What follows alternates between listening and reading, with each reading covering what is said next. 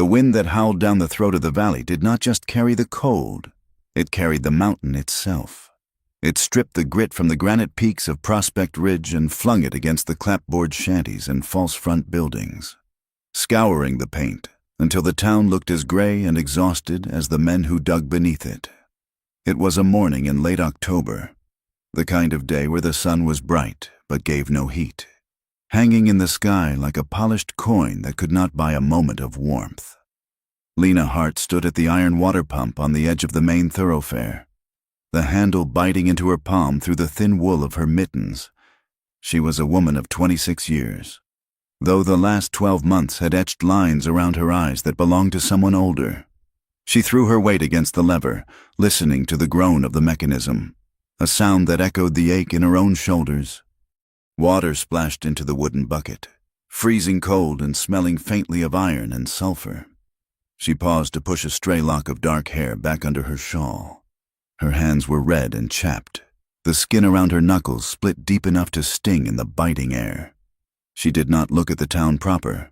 To look at the town was to see the saloon where Thomas used to drink a single beer on Friday nights, the general store where they had bought the crib for Jamie, and the road that led up the switchbacks to the mine. Lena lifted the heavy buckets, balancing the yoke across her shoulders. She walked with her head down, eyes on the rutted dirt. She had learned that if she did not look at people, she did not have to see the pity in their eyes, or worse, the superstition. A widow whose husband died in the earth was bad luck in a mining town. A widow who was still young and fair, but who refused to marry again, was a problem to be solved or a scandal to be whispered about. Down the center of the street, the hooves of a large bay horse crunched against the frozen mud. Sheriff Caleb Boone rode with the easy, rolling posture of a man who had spent more of his life in a saddle than in a chair. He wore a heavy shearling coat, the fleece turning gray with dust, and a wide-brimmed hat pulled low to cut the glare. The tin star pinned to his chest was dull, scuffed from years of service, lacking the shine it had possessed when he first pinned it on 5 years ago. Caleb slowed his horse as he saw Lena. He did not call out. He simply watched her from a distance, his gloved hands tightening on the reins. He saw the way the yoke pressed her woolen dress against her shoulders, emphasizing the thinness of her frame. He saw the sag in the roof of her small cabin at the edge of the scrub, where the shingles were curling up like dead leaves. A heaviness settled in Caleb's chest, familiar and suffocating. It was a specific kind of pain, composed of equal parts love and guilt. He had loved Lena since she was Lena Miller, the daughter of a failing rancher. Before Thomas Hart had ever come to town with his broad smile and his confident talk of striking a vein. Caleb had stepped back then, convinced that Thomas, his best friend, was the better man. Thomas was laughter and light. Caleb was silence and duty. Now Thomas was gone, crushed under 1,000 tons of rock, and Caleb was still here, carrying the badge and the terrible knowledge that he had let it happen. He had encouraged Thomas to take the foreman job. He had told Thomas the extra pay was worth the risk. He had failed to put a gun to Silas Pike's head and force him to timber the shafts correctly. He watched Lena disappear into her cabin, the door shutting firmly against the wind. Caleb let out a breath that clouded in the air, touched his spurs to the horse, and continued his patrol, the weight of his failure pressing on him like a saddle he could never shrug off. The rumble began not as a sound, but as a vibration in the teeth. Caleb was near the livery stable when he felt it. The horses in the corral threw up their heads, whinnying in panic. Then came the sound, a deep, bass drum thud that seemed to come from the center of the earth, followed by the dry, tearing noise of rock parting from rock. Every soul in Prospect Ridge froze. The blacksmith dropped his hammer. The piano in the saloon went silent. For a heartbeat, the town held its breath, waiting to see if the ground would open up or if the mountain would slide. Then came the shout, distant and thin, drifting down from the slopes. "Cave in! Help! Cave in!" Caleb wheeled his horse around, not waiting for a deputy. He galloped up the main street, scattering chickens and pedestrians. By the time he reached the winding road that led up to the Hart mine, he was not alone. Women were running from their houses, wiping soap suds from their arms, screaming names. Men who had been off shift were sprinting in their boots, grabbing shovels as they ran. The scene at the mine yard was a portrait of organized chaos. The Heart Mine was a scar on the side of the mountain, a sprawling complex of wooden trestles, slag heaps, and the towering headframe that lowered the cage into the dark. Dust billowed from the mouth of the main shaft, a choking gray cloud that smelled of pulverized stone and ancient, trapped air. "Get back!" Caleb roared, swinging down from his horse. "Give them air! Clear the yard!" He pushed through the wall of terrified wives and children. At the shaft entrance, the hoist operator was shouting, working the levers with frantic motions. The great cable hummed and sang under tension. "Is the cage clear?" Caleb barked, grabbing the foreman's arm. "It's coming up!" the man yelled back, his face masked in soot. "Level 4! The drift collapsed!" The cable slowed, the gears grinding. The cage rose from the blackness, swinging slightly. As it locked into place at the surface, men scrambled forward. They pulled a miner out, his body limp, his face a mask of agony. It was a man Caleb knew, a heavy-set fellow named O'Malley. His left leg was a ruin, crushed below the knee, the boot twisted at a sickening angle. He was moaning a low, animal sound that cut through the noise of the yard. "Get the doctor," Caleb ordered, his voice cracking like a whip. "You two, get a plank. Carry him steady." As they moved O'Malley, another man stumbled out of the cage, coughing violently.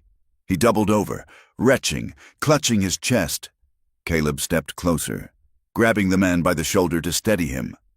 "What is it? What happened down there?" The miner looked up, his eyes wide and bloodshot, rimmed with black dust. "The timbers just gave. Sheriff, snapped like twigs.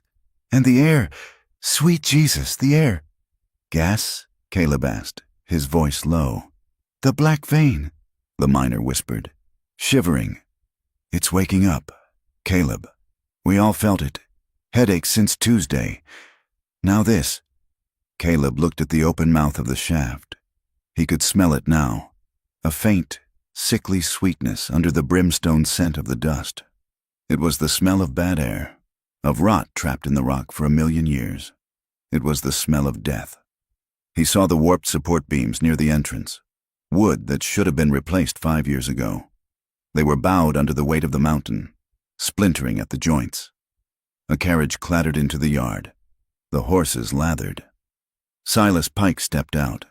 The owner of the Heart Mine was a man who seemed immune to the dust that coated everyone else. He wore a long coat of fine gray wool, a silk vest, and tall polished boots that were barely scuffed.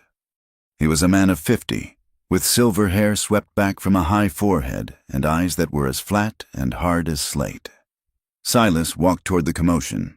Not hurrying, he glanced at O'Malley, who was being loaded onto a wagon, and grimaced slightly. Not with sympathy, but with annoyance. "What is the damage?" Silas asked the foreman, ignoring Caleb entirely. "South drift, sir. About 30 feet of ceiling come down. O'Malley's leg is broke bad." "And the structural integrity of the main shaft?" "Seems solid, sir, but the men are spooked. They're talking about gas." Silas waved a gloved hand, dismissing the words as if they were flies. "Miners always talk about gas. It is a minor settling of the earth. Nothing more. Tell the night shift to report as usual. We lose enough money with these interruptions." Caleb stepped into Silas's path. The difference in their height was negligible, but Caleb felt the weight of his authority and its limits, crushing him. "Silas," Caleb said, his voice grating like gravel. "Look at those beams. Look at the man screaming in that wagon. This isn't a settling. The timbering is rotted through." Silas turned his cold gaze on the sheriff. "Sheriff Boone, I appreciate your assistance in crowd control, but I do not recall you obtaining a degree in mining engineering." "I know what dead men look like," Caleb said, stepping closer. "And I smell the gas. You need to shut down level 4 and inspect the ventilation. If you send men down there tonight—" "If I do not send men down there tonight," Silas interrupted, his voice smooth and quiet, Then 50 families in this town do not get paid on Friday.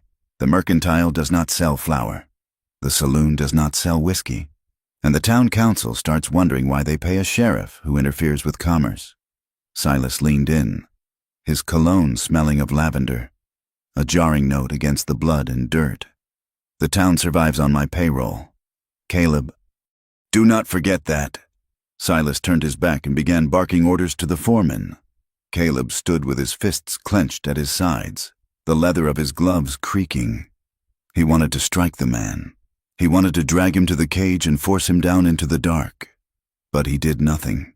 He stood there, impotent and furious, while the wives wept, and the mountain loomed silent and heavy above them. The sun was beginning to dip behind the peaks, casting long, violet shadows across the valley. When Caleb rode back toward town, he did not go to the office. Instead, he turned his horse toward the edge of the settlement, where the scrub brush began and the houses were small and far apart. He stopped in front of the sagging cabin.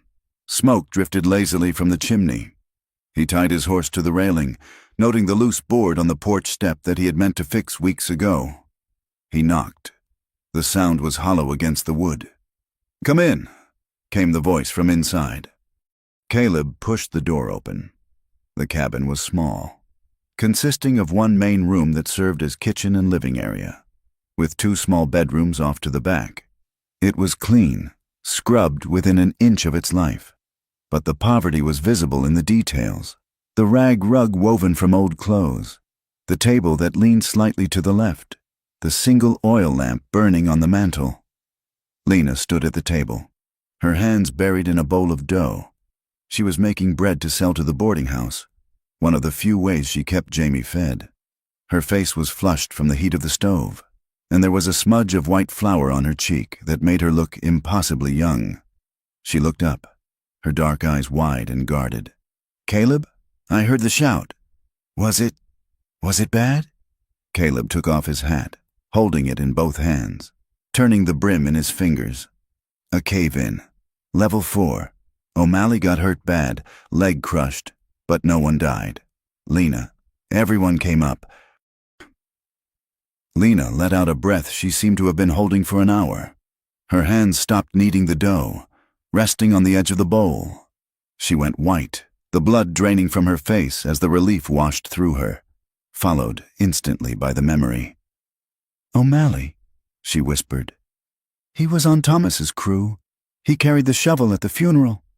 "I know," Caleb said softly. "I thought you should know he's alive. The doctor is with him." Lena gripped the table. For a moment, she wasn't in the warm cabin. She was standing on the windswept hill of the cemetery, the wind whipping her black veil, the sound of dirt hitting a wooden box filling her ears. It had been 1 year, 3 months, and 4 days. The time had not healed anything. It had only hardened the grief into something she could carry, like a stone in a pocket. "Thank you for coming to tell me," she said, her voice stiff. She wiped her hands on her apron, a cloud of flour dusting the air. "I saw the beams. Lena," Caleb said, the words tumbling out before he could stop them. "They're warping, and the men say the gas is back, the black vein." Lena looked at him sharply. Thomas talked about the black vein. 2 weeks before it happened, he said the air tasted like copper. "I know," Caleb said. "I'm going to try to force an inspection. I'm going to write to the territory marshal if I have to." Lena looked at him, her eyes searching his face. There was a trembling in her voice, a mix of fear and a trust she did not want to feel. "Can you really stand up to Silas, Caleb? Or will the town just let you scream until you have no voice left?" "I don't know," Caleb admitted. "But I can't watch it happen again. I can't." "Because I watched it happen to Thomas." The words hung unspoken between them. Lena looked away, toward the empty chair by the stove. It was Thomas's chair. No one sat in it. "Be careful, Caleb.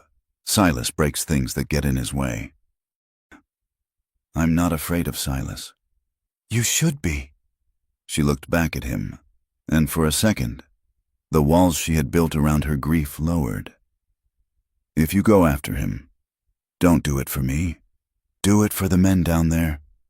I'm doing it for the truth, Caleb said, though he knew it was a half-lie. He was doing it for her. He had always done everything for her. He turned to leave, feeling the air in the room grow too thin, too charged with the ghosts of the past. I'll come by next week to fix that step. You don't have to, Lena said automatically. I want to. He stepped out onto the porch, closing the door behind him. The wind hit him immediately, cooling the flush on his neck. Across the rutted street, 2 women were walking, clutching their Bibles against their chests. Mrs. Gable and Mrs.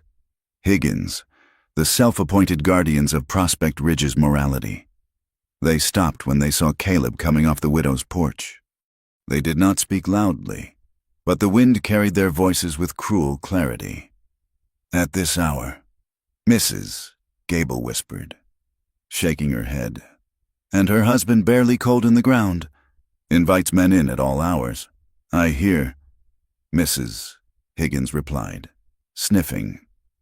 They say she's looking for a provider. Doesn't matter who. Inside the cabin, Lena stood frozen against the door, the words stinging her like a slap. She squeezed her eyes shut, fighting the tears. She had done nothing but survive. She had baked bread and washed clothes and raised her son. And yet they looked at her as if she were a sinner because the sheriff fixed her porch. Outside, Caleb heard them too. His jaw tightened until his teeth ached. He stopped and looked directly at the women. They gasped and hurried away, clutching their shawls, scuttling like beetles. Caleb mounted his horse, his movements sharp and angry. He did not look back at the cabin. He could not protect her from the whispers any more than he had protected Thomas from the rock. The sheriff's office was a small brick building near the jailhouse, smelling of stale coffee, gun oil, and old paper.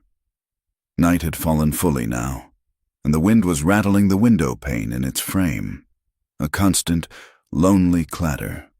Outside, from the hills, a coyote howled, a long, mournful sound that made the hair on Caleb's arms stand up. Caleb sat at his desk, a single kerosene lamp casting a yellow pool of light over the mess of papers. He had pulled the file on the Hart mine disaster of 1879. The official report was 3 pages long. It was written in the neat, looping script of the territorial mine inspector, a man named Arthur Sterling. Cause of death: accidental structural failure due to unforeseen geological shift. No negligence found. Mine operator cleared of liability. Caleb read the words for the 100th time. They were vague. They were sterile. They reduced the terror of 5 men suffocating in the dark to a geological shift. He opened the second file, a collection of ledgers he had confiscated from a gambler 2 months ago who had been skimming from the mine's supply shipments. He had never looked closely at the back pages until now. He ran his finger down the column of expenses. Lumber, blasting powder, mules, feed. Then, near the bottom, in Silas Pike's distinctive, sharp handwriting, consulting services A. Sterling, $500. The date was 2 days before the report was filed, 2 days after Thomas died, $500. That was the price of 5 men's lives. That was the price of Lena's happiness. Caleb slammed his fist onto the desk, the impact making the lamp jump. The shadows in the room seemed to leap and twist. Suddenly, he wasn't in the office. He was back there. The siren was screaming, a sound that tore the sky apart. The air was white with dust, so thick you could taste it. He was running, his boots sliding in the gravel. He saw Lena. She was on her knees in the dirt near the shaft entrance. Her dress was torn at the hem. Her hair was wild. She was screaming Thomas's name. It wasn't a word. It was a sound of pure animal panic. She tried to crawl toward the shaft. The foreman was nailing boards over the entrance to stop the draft from feeding the fire below. "No!" she shrieked. "No, you can't! He's in there! Thomas is in there!" Caleb had grabbed her.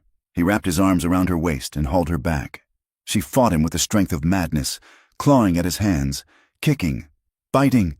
"Let me go! Caleb! Let me go! They're burying him alive!" He held her while she collapsed, while her screams turned to sobbing, while the men hammered the nails in, thud, thud, thud.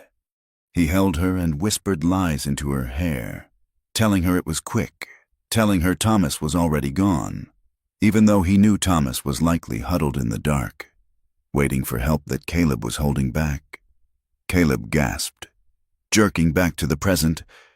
He was sweating, his heart hammering against his ribs like a trapped bird. The office was silent except for the wind. He stared at the ledger. The signature of the bribe stared back. "Not again," Caleb whispered to the empty room. "I won't let you do it again." He could not sleep. The guilt was too loud. Caleb saddled his horse and rode out in the darkness. He did not take the road. He took the sheep trails that wound through the scrub, approaching the heart mine from the ridge above. The moon was a sliver of bone, hiding behind racing clouds that turned the world into a shifting patchwork of silver and black. The mine was silent now, the night shift working deep underground, the surface deserted. The headframe stood against the sky like a gallows, jagged and black. Caleb tied his horse to a pine tree and scrambled down the slope, his lantern unlit in his hand. He moved through the yard, avoiding the pools of light from the watchman's shack. He made his way to the old sector, the area where the accident had happened a year ago. It was supposed to be sealed, the ground settled and dead. He crouched near the remains of the old ventilation shaft. He struck a match, shielding the flame with his body, and lit the lantern, keeping the wick low. The light pooled on the ground. The earth was not settled. There were fresh cracks running through the soil, jagged fissures as wide as a man's hand. They were new. The dirt inside was dry, not yet weathered. Caleb placed his hand over one of the cracks. He felt it, a faint, rhythmic vibration, and then a draft of air rising from the deep. It smelled of sulfur and rot. The mine was breathing. The collapse today at level 4 wasn't an isolated incident. The whole mountain was unstable. The black vein wasn't just gas, it was the mountain reclaiming its own hollowed-out bones. Silas Pike knew it. He had paid $500 to hide it, and he was sending men down there tomorrow morning to dig deeper into a grave that was already open. Caleb extinguished the lantern, plunging himself back into the darkness. He looked toward the town lights flickering in the distance, then up at the uncaring stars. "I hear you, Thomas," Caleb whispered into the cold wind. "I hear you." He turned and walked back toward his horse, the darkness swirling around him, the first step taken on a road that would lead to blood. The wind that battered Prospect Ridge in the days following the collapse did not relent. It was a dry, rasping force that stripped the topsoil from the high plains and hurled it against the town. Grit settled into everything. It crunched between teeth at dinner, coated the linens in the boarding house, and turned the morning coffee into a muddy sludge. The town turned gray, a monochrome etching of endurance under a relentless sky. Despite the dust and the fear, the rhythm of the town did not break. It could not. Survival in Prospect Ridge was measured in tons of ore brought to the surface. Every dawn, the whistle at the heart mine shrieked like a wounded animal, and men rose from their bunks, pulled on stiff canvas trousers, and walked toward the head frame to be lowered into the dark. Sheriff Caleb Boone moved through this gray world with a singular, quiet purpose. To the casual observer, he was merely doing his rounds. He rode his bay horse up the switchbacks to the mine office, ostensibly to check permits and verify the structural repair logs for the county records. He nodded to the guards, touched the brim of his hat to the shift bosses, and kept his face impassive. But beneath the brim of his hat, his eyes were sharp, hunting for the cracks in the story Silas Pike had built. Caleb spent his evenings in the places where the truth was usually spoken after the third whiskey, the bunkhouses and the smoky back rooms of the Golden Nugget Saloon. The miners were a fractured lot, divided by language and origin, but united by the soot in their pores. There were Irishmen who sang low, mournful songs about the green hills they would never see again, Mexicans who crossed themselves before stepping into the cage, and local farm boys who had traded the plow for the pickaxe because the rocky soil refused to yield a crop. In the dim light of the bunkhouse, where the air smelled of wet wool, tobacco, and unwashed bodies, Caleb sat on an upturned crate. He did not press them. He simply listened, When the conversation turned to the Hart mine, voices dropped. Men looked at their boots or suddenly found great interest in rolling a cigarette. They spoke of the groan in the rock, a sound like a ship breaking apart in a storm. One evening, Caleb cornered a man named Hank near the woodpile behind the saloon. Hank was a grizzled veteran of the Comstock Lode, a man whose skin was leathery from sun and wind, and whose knuckles were swollen from 30 years of gripping a shovel. He was rolling a smoke with trembling fingers. "Evening. Hank," Caleb said, leaning against the rough-hewn wall. Hank jumped, spilling tobacco. "Sheriff, you startle a man." "Didn't mean to," Caleb said. "Just wanted to ask about the timbering on level 4, before the collapse." Hank spat on the ground. "I don't know, nothing. Sheriff, I just dig—" "You knew Thomas Hart," Caleb said softly. "You worked his crew." Hank froze. The match in his hand burned down until it stung his fingers, and he shook it out with a curse. He looked around to ensure the alley was empty. "Thomas was a good man," Hank muttered. "Too good for this mountain." He was worried. Hank, wasn't he? Hank let out a sigh that rattled in his chest. Worried. He was terrified. "Sheriff, he told Briggs. He told Silas. He said the beams were singing. You know what that means? It means the weight is too much. He said the gas was pooling in the lower drifts. Heavy and sweet." "And what did Silas say?" "Silas don't like bad news," Hank said, his voice bitter. "He told Thomas that if he was too scared to work, there were 10 men in line waiting for his job. He told him to shore it up with scrap wood and keep digging." Caleb felt the anger coil in his stomach. "And the inspector, Sterling, he signed off on it." Hank laughed, a short, barking sound without humor. "Sterling. That dandy never went below level 2. He stood in the main shaft, looked at the lift mechanism, drank a glass of brandy in the office, and signed the paper. He never saw the rot in the deep shaft. Not once. Will you testify to that?" Caleb asked, stepping closer. "If I bring a judge here—" Hank took a step back, fear washing over his face. "Are you crazy? Silas owns the judge. He owns the bank. If I talk, I lose my job. If I lose my job, I starve. I got a sister in Denver I send money to. I can't.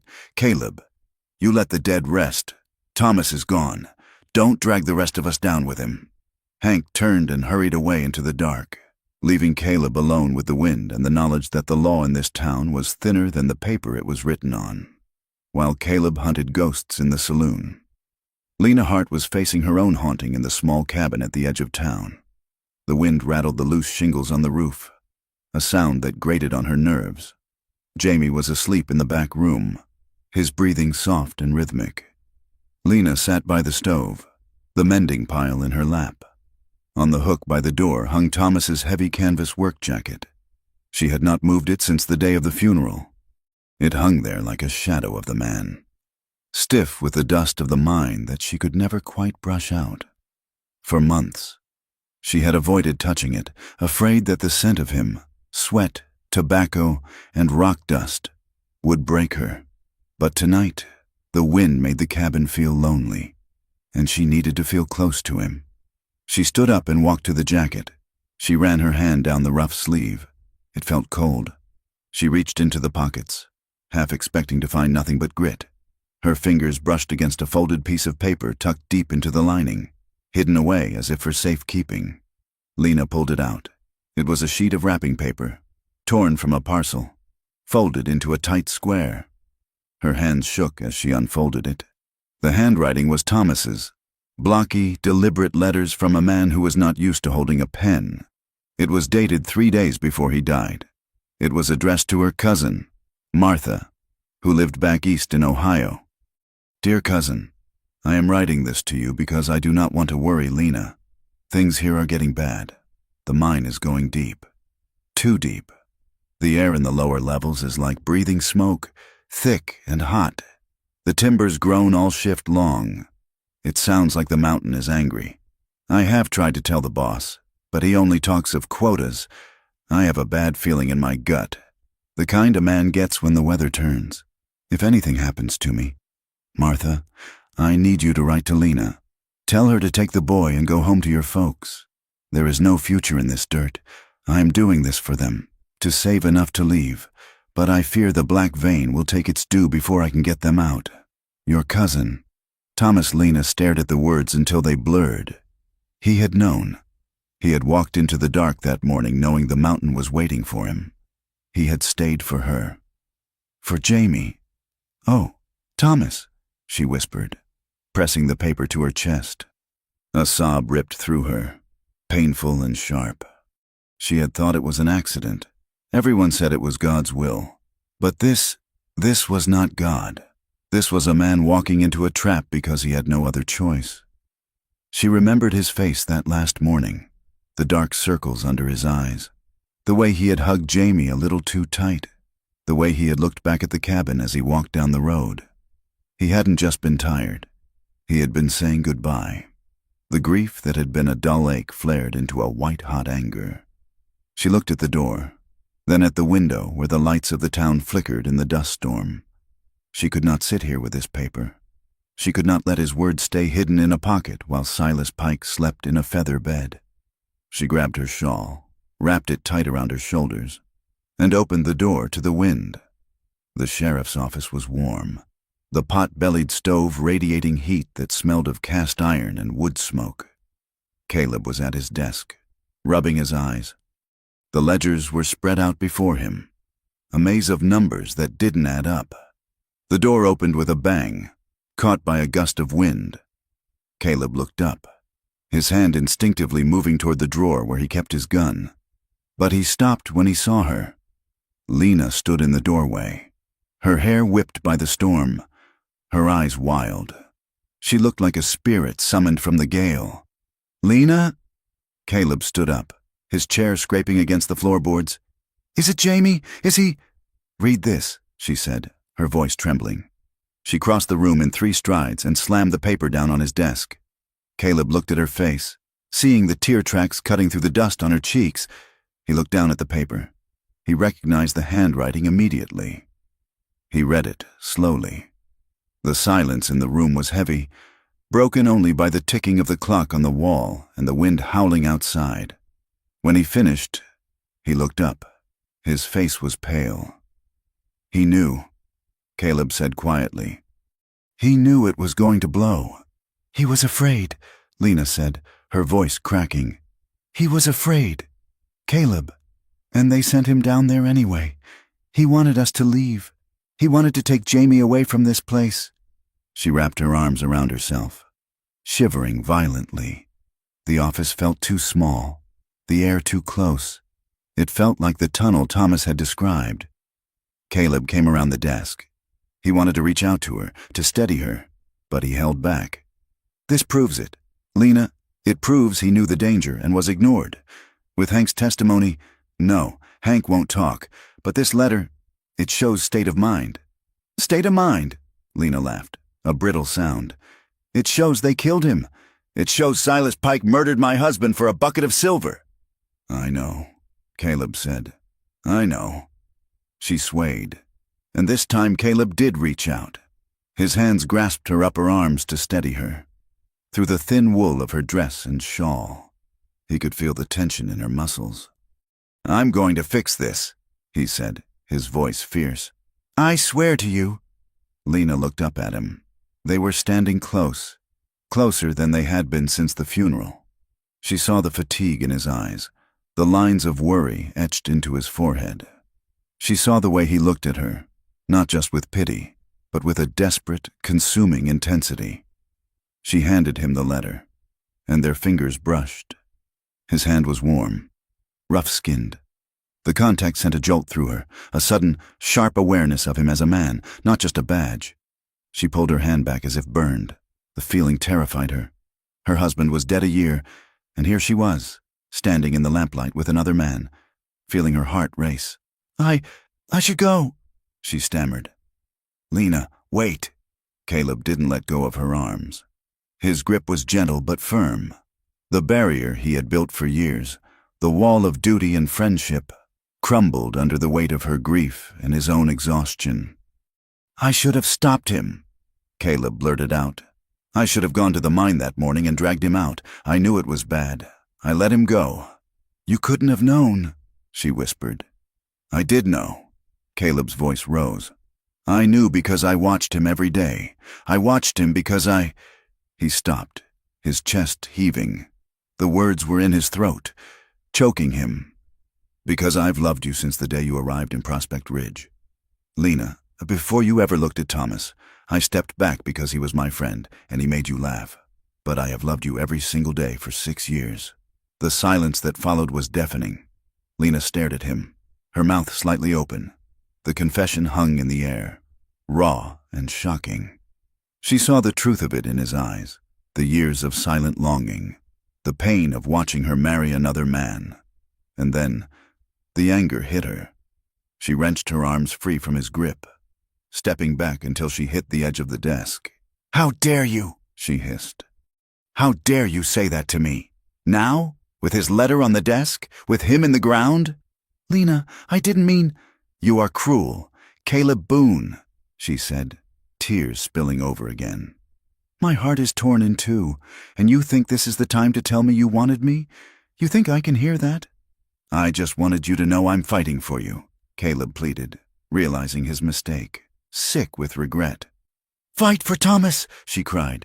Don't you dare fight for me. She turned and ran out the door, into the swirling dust and the dark.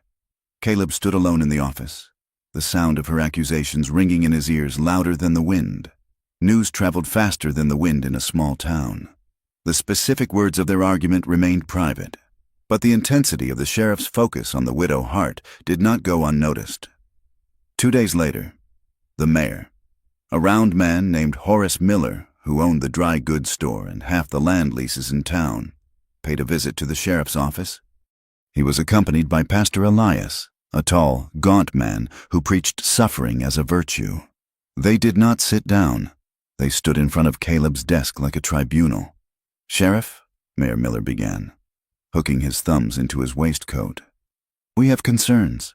About the mine? Caleb asked, not looking up from his paperwork.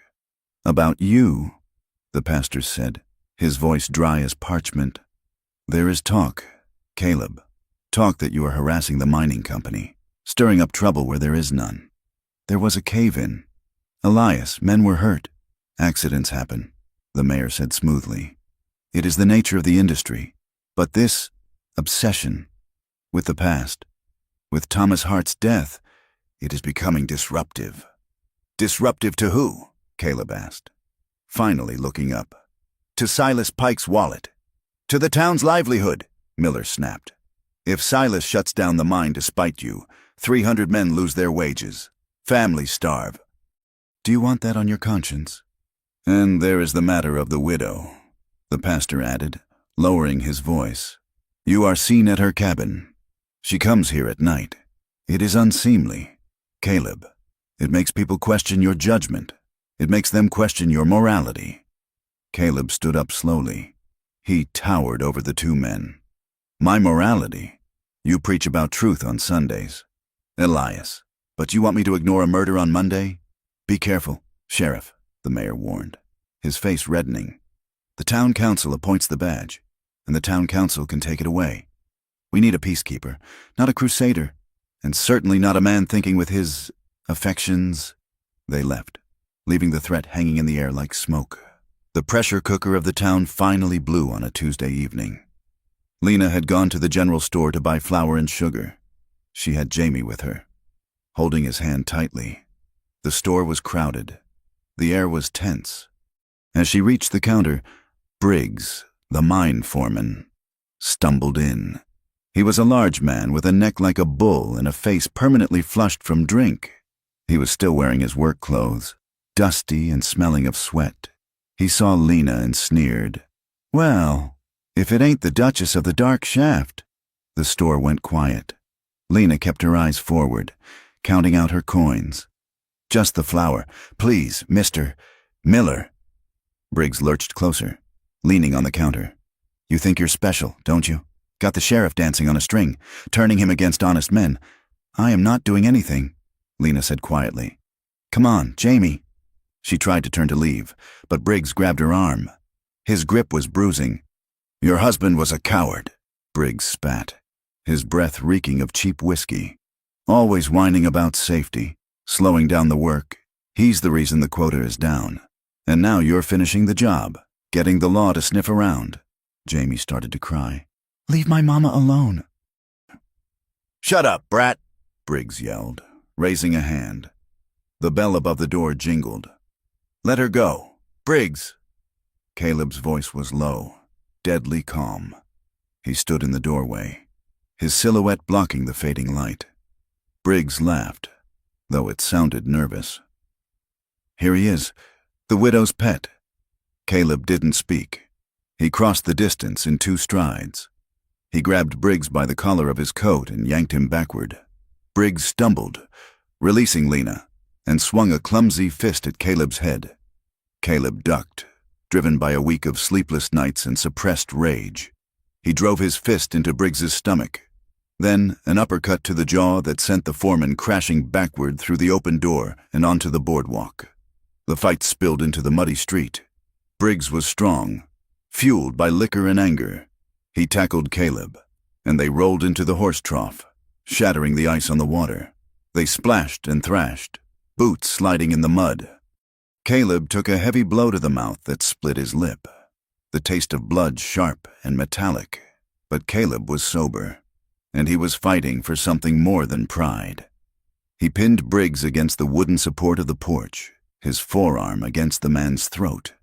"You touch her again," Caleb panted, his face inches from Briggs's. "You say her name again, and I will lock you in a cell and throw away the key. Do you hear me?" Briggs gagged, nodding. Caleb shoved him away. Briggs fell into the mud, coughing. The crowd that had gathered watched in silence. No one moved to help the foreman. No one moved to help the sheriff. They just watched, eyes wide and calculating.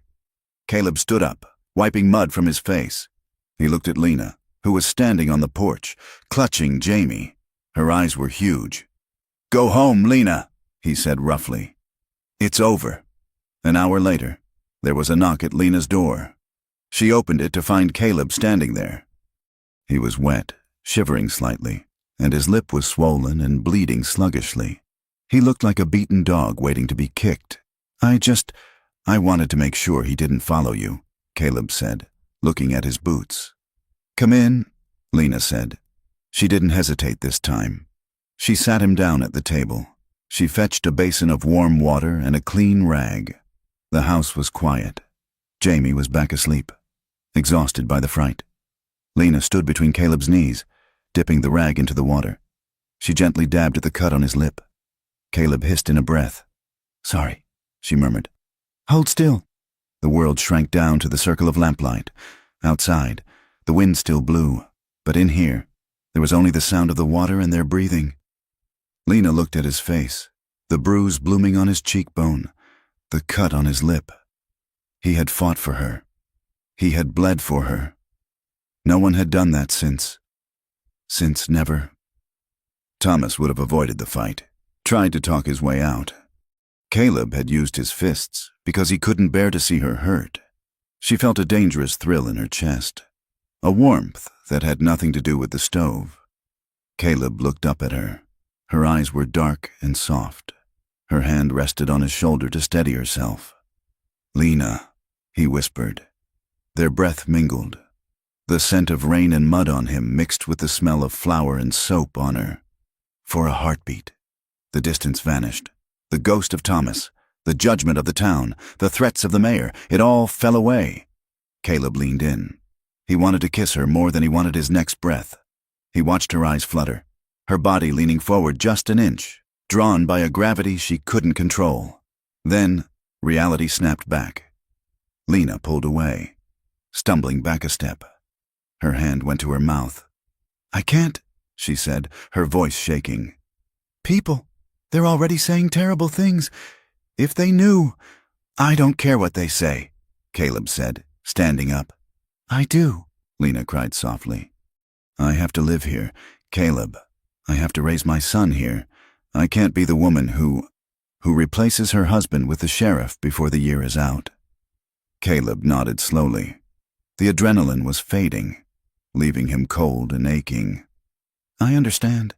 Thank you," she said, looking at the floor. "For the store. For helping." "Always," Caleb said. He walked to the door. "Lock it behind me." 3 days later, the bells of the church tolled a slow, mournful rhythm. O'Malley, the miner whose leg had been crushed, had died of infection. The minor accident had claimed a life. The funeral was held on the wind-swept hill cemetery. The sky was a bruised purple, heavy with unshed snow. The entire town turned out, a sea of black coats and bowed heads. Lena stood near the back. As the coffin was lowered, the sound of the dirt hitting the wooden lid, thump, thump, thump, echoed in the valley. For Lena, time collapsed. It was Thomas's box. It was Thomas's body. She felt the ground sway beneath her feet. She couldn't breathe. The grief was not a memory. It was a fresh wound, bleeding all over again. She swayed, vision tunneling. She felt a presence beside her, not touching, but close enough to block the wind. Caleb stood there, hat in hand. He didn't look at her. He looked at the grave, but his body was angled toward her, a silent shield. He was standing a little apart from the rest of the crowd, isolated by his badge and his actions, but he was anchoring her to the earth. She took a breath, drawing strength from his proximity. She felt his presence like a physical warmth against the cold sky. As the service ended and the crowd began to disperse, drifting back down the rocky path toward the town, Caleb looked across the open grave, standing near the gate, leaning on a silver-tipped cane. Was Silas Pike. The mine owner was watching them. He saw the way Caleb stood near Lena. He saw the look in Caleb's eyes, a look of defiance, of ownership, of love. Silas smiled. It was a thin, cold curving of his lips. He adjusted his silk cravat and turned to walk away. Caleb watched him go. He made a vow then, silent and iron hard. He would not let O'Malley be just another number. He would not let Thomas be forgotten, and he would not let that man destroy Lena. He put his hat on, pulling the brim low. The war had begun. The county clerk's office in the basement of the courthouse was a tomb of paper. It smelled of dry rot, rat droppings, and the slow decay of history. For 3 days. Caleb Boone had buried himself there, ignoring the stiffness in his bad knee and the dull ache behind his eyes. He was digging for a weapon, something sharper than a gun, something that could pierce the armor of money and influence that surrounded Silas Pike. He found it on the 4th afternoon, sandwiched between a land survey for a grazing permit and a marriage license. It was a requisition form for the county inspector, Arthur Sterling. The document was mundane on the surface, a standard approval for the safety certification of the Hart Mine, dated November 10th, 1879, 2 days before Thomas died. But Caleb had also pulled the bank transfer records for the county treasury, bullying the clerk into handing them over with a flash of his badge that felt heavier every day. He cross-referenced the dates. On November 9th, a deposit of $500 had been made into Arthur Sterling's personal account at the First National Bank of Denver. The source was listed simply as Consulting Services. The signature authorizing the transfer belonged to Silas Pike, $500, in Prospect Ridge. That was a fortune.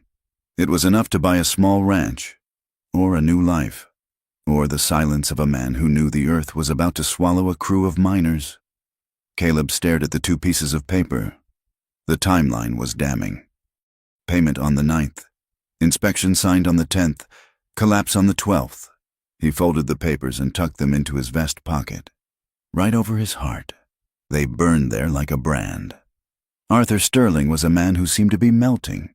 He was soft in the middle, with a face that perspired even in the biting chill of autumn.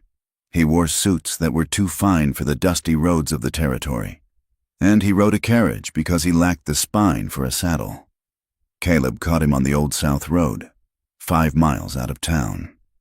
Sterling was heading toward the railhead, likely fleeing the tension that had gripped Prospect Ridge since the new collapse. Caleb didn't shout. He simply rode his bay gelding into the center of the narrow track and sat there, immovable as a boulder. The driver of the carriage hauled on the reins, the horses rearing in protest. "Sheriff Boone!" Sterling squeaked, leaning out of the carriage window. He dabbed his forehead with a silk handkerchief. "What is the meaning of this? I'm on urgent business in the capital." Caleb rode closer, towering over the carriage. He leaned down, resting his gloved hand on the window frame. "The only business you have, Arthur, is explaining why $500 from Silas Pike ended up in your pocket 2 days before 5 men died." Sterling went the color of old milk. I don't know what you are talking about."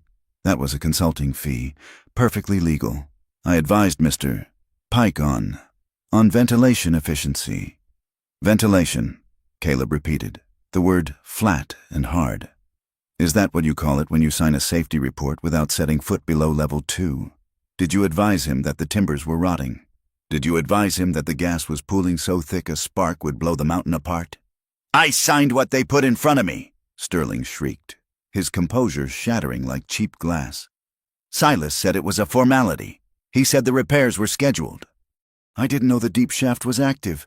"You didn't look," Caleb snarled. "You took the gold and you looked the other way. And because of you, Thomas Hart is dead." "If I testify," Sterling whispered, clutching the door frame, "Silas will kill me. You know he will. He has men, Caleb, men who do not wear badges. I cannot go on record. I won't."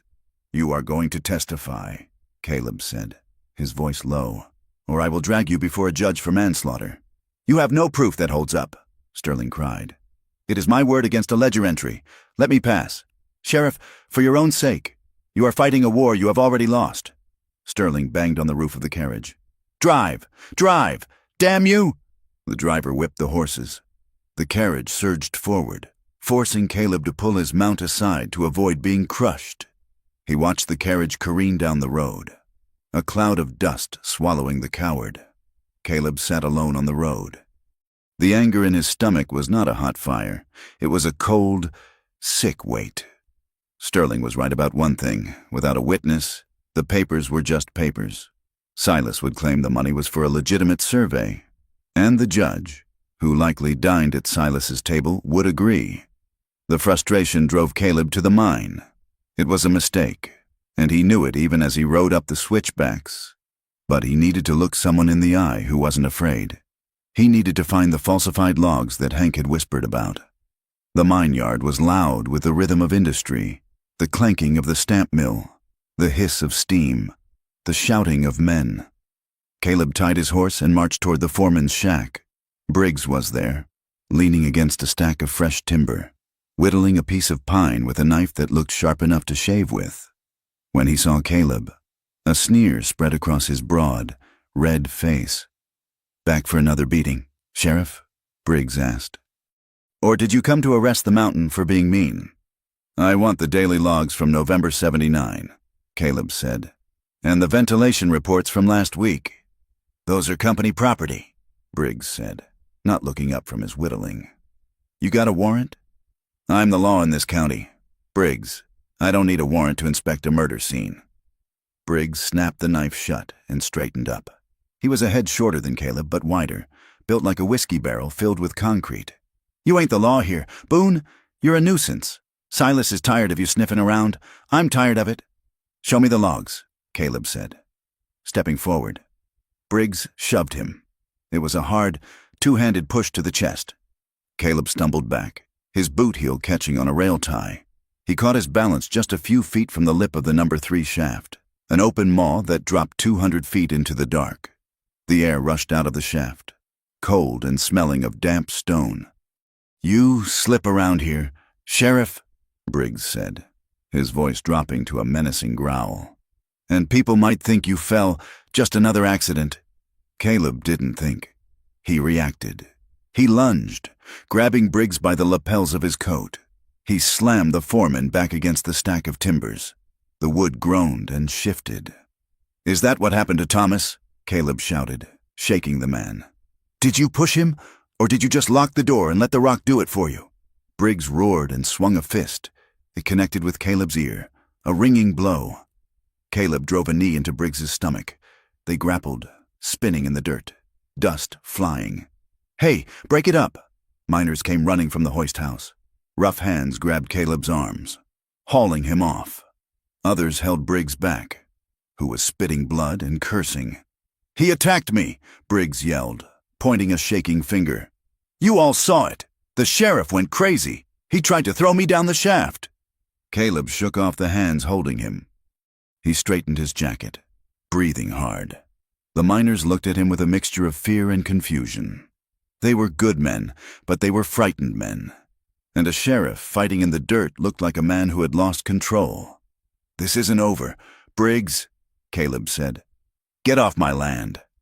Silas Pike's voice cut through the noise. Silas stood on the balcony of the office building, looking down like a king from a castle.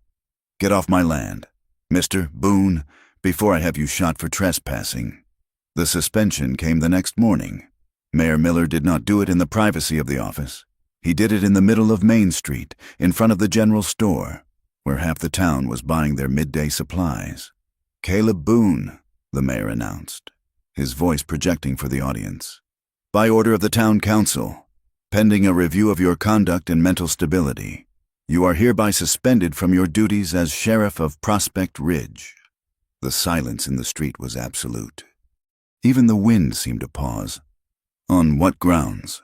Caleb asked, his voice steady, though his heart hammered. "Assaulting a respectable foreman," Miller listed, counting on his fingers.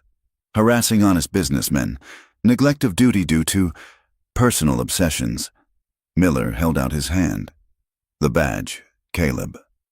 Caleb looked at the mayor's soft, sweating hand. He looked at the crowd. He saw the faces of men he had helped, drunks he had walked home instead of jailing, shopkeepers whose locks he had fixed. They looked away. Fear was a contagion, and Silas Pike had infected them all. Slowly, Caleb unpinned the star. The metal felt cold. He dropped it into the mayor's hand.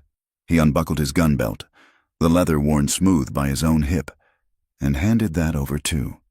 "You are making a mistake," Caleb said. "When the mind blows, Horace, the blood will be on your hands, not mine." "Go home, Caleb," the mayor said, pocketing the star. "Get some rest. Maybe find a woman who isn't already spoken for by a ghost." The crowd murmured. Someone laughed, a sharp, nervous sound. Caleb turned and walked away, feeling lighter and yet infinitely heavier, stripped of the metal that had defined him, leaving only the man beneath. For Lena, the world shrank to the four walls of her cabin. The town did not need a formal decree to punish her. They had gossip, which was far more efficient. The story of the fight at the store and the sheriff's obsession had twisted into something ugly.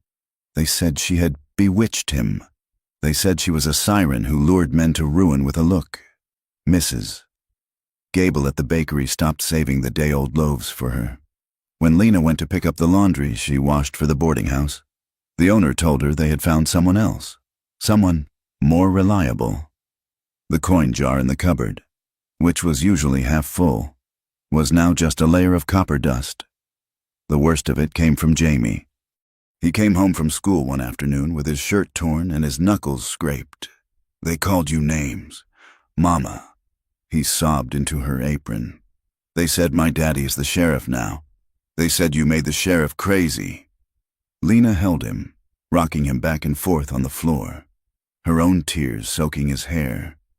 "It's a lie, Jamie. It's all lies. Your daddy was Thomas Hart, and he was a hero." "I don't want to go back," Jamie cried. "I hate them." "You don't have to go back tomorrow," Lena whispered. "We'll stay home. We'll be safe here." But safety did not fill bellies. By the third day of the boycott, Lena was boiling water with a single potato and a handful of dried beans for supper. She served Jamie a full bowl and took only the broth for herself, telling him she had eaten while she cooked. Her stomach cramped with hunger, a gnawing ache that matched the hollowness in her chest. The storm hit 3 nights after Caleb lost his badge. It came down from the peaks like a judgment, a deluge of freezing rain that turned the streets to rivers of mud. Thunder shook the valley floor, rattling the teeth in Lena's head. She was sitting by the dying fire, counting the last of the firewood. When the knock came, it was barely audible over the wind. She hesitated. A knock at night was never good news. But it came again, persistent. She cracked the door, holding the heavy iron skillet in her other hand. Caleb stood there. He was soaked to the bone, his coat heavy with water, his hat dripping a steady stream onto the porch planks. He wore no badge. The spot where the star had been was a dark patch of unfaded fabric on his coat. He held a burlap sack in one hand. "Caleb," she breathed. "You shouldn't be here." "I know," he shouted over the wind. "Can I come in, just for a minute?" She opened the door. He stepped inside, bringing the smell of rain and ozone with him. He placed the sack on the table. It clinked heavily.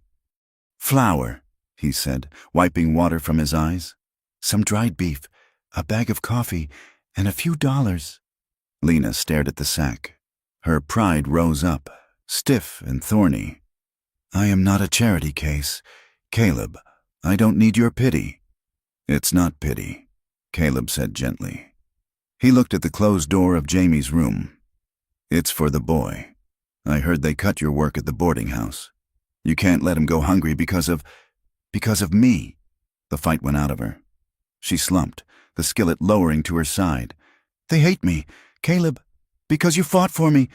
"They don't hate you," Caleb said, taking off his hat. "They are ashamed, and ashamed people are cruel." "You lost your badge," she said. "It was just a piece of tin." "It was your life." "No," Caleb said, looking at her. "It was my job. My life is something else." Lena turned away to hide the trembling of her lips. "You're soaking wet. You'll catch your death." "I've been colder." "Sit," she commanded. "I'll make coffee."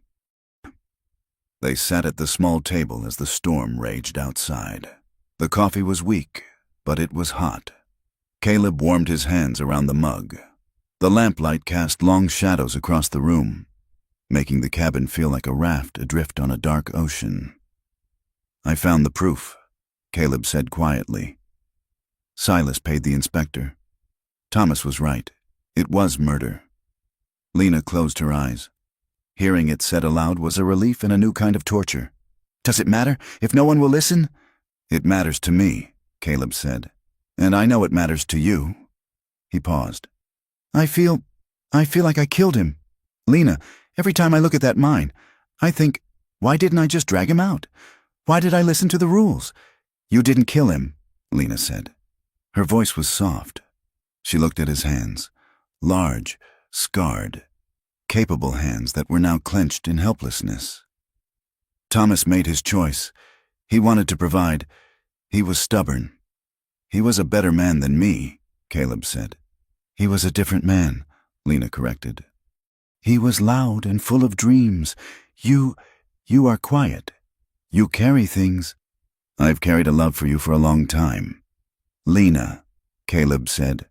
The words were not an accusation this time, nor a plea, just a fact, like the rain or the mountain. Lena looked at him. She saw the lines of fatigue around his eyes, the split lip that had healed into a small white scar. She saw a man who had stripped himself of his rank and his reputation just to bring a sack of flour to her kitchen.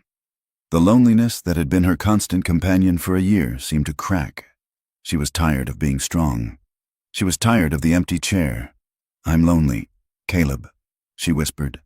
"I go to bed and the silence is so loud I want to scream. I wake up and for a second I think he's there, and then I remember, and it starts all over again." "I know," Caleb said. He reached across the table. This time, she did not pull back. Her fingers brushed his. Rough skin against rough skin.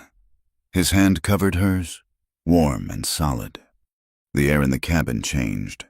The heat from the stove seemed to swell. Desire, slow and heavy, rose between them. It was not the bright, fiery spark of young courtship.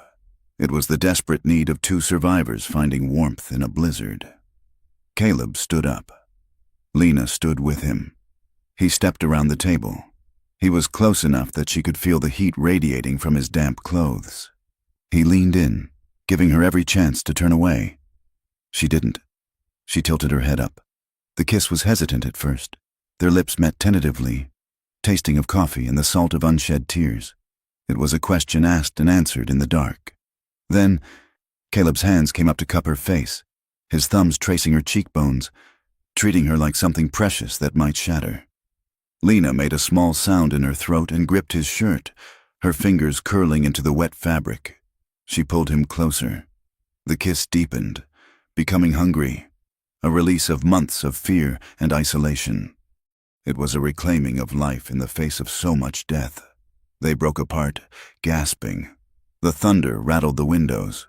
"Lena," Caleb breathed against her forehead. "Don't go," she whispered. "Please don't go back out there tonight." "I can't stay," he said, though he didn't move. "If I stay." "Just hold me," she said. "I just want to be held." They moved to the narrow bed in the corner, the one she had slept in alone for 400 nights. They did not undress. Caleb took off his boots and his wet coat, and they lay down together on top of the quilt. He wrapped his arms around her from behind, pulling her back against his chest. She fit there as if she had been carved to match him. She felt his heart beating slow and strong against her spine. She took his hand and held it against her heart. For the first time in a year, the wind outside did not sound like a threat. It sounded like a song that could not reach them. Dawn came too soon. It was a gray, steel-colored light that crept through the cracks in the shutters. Caleb woke with the smell of Lena's hair in his nose, soap and lavender. He lay there for a moment, letting the peace of it settle into his bones. Then, the reality of the town and the day pressed in. He sat up carefully, not wanting to wake her, but she shifted and opened her eyes. They were clear, unclouded by sleep. "You have to go," she said softly. "Before the town wakes up?" "I'll come back," he promised. "I'll check on the boy." "Be careful," she said. He pulled on his boots, his coat still damp and heavy. He paused at the door, looking back at her. She was sitting up, wrapped in the quilt, her hair loose around her shoulders. She looked beautiful and tragic. He slipped out the door. The mud sucked at his boots. He pulled his hat low, keeping his head down as he walked quickly toward the edge of town where he had left his horse in a livery shed. But the town was never fully asleep. As he stepped off Lena's porch, Mrs. Gable and the widow Higgins were already out, sweeping their respective boardwalks, their eyes sharp as hawks. They saw him. They saw the sheriff, the former sheriff, leaving the widow Hart's cabin at dawn, wearing the same clothes he had worn the day before.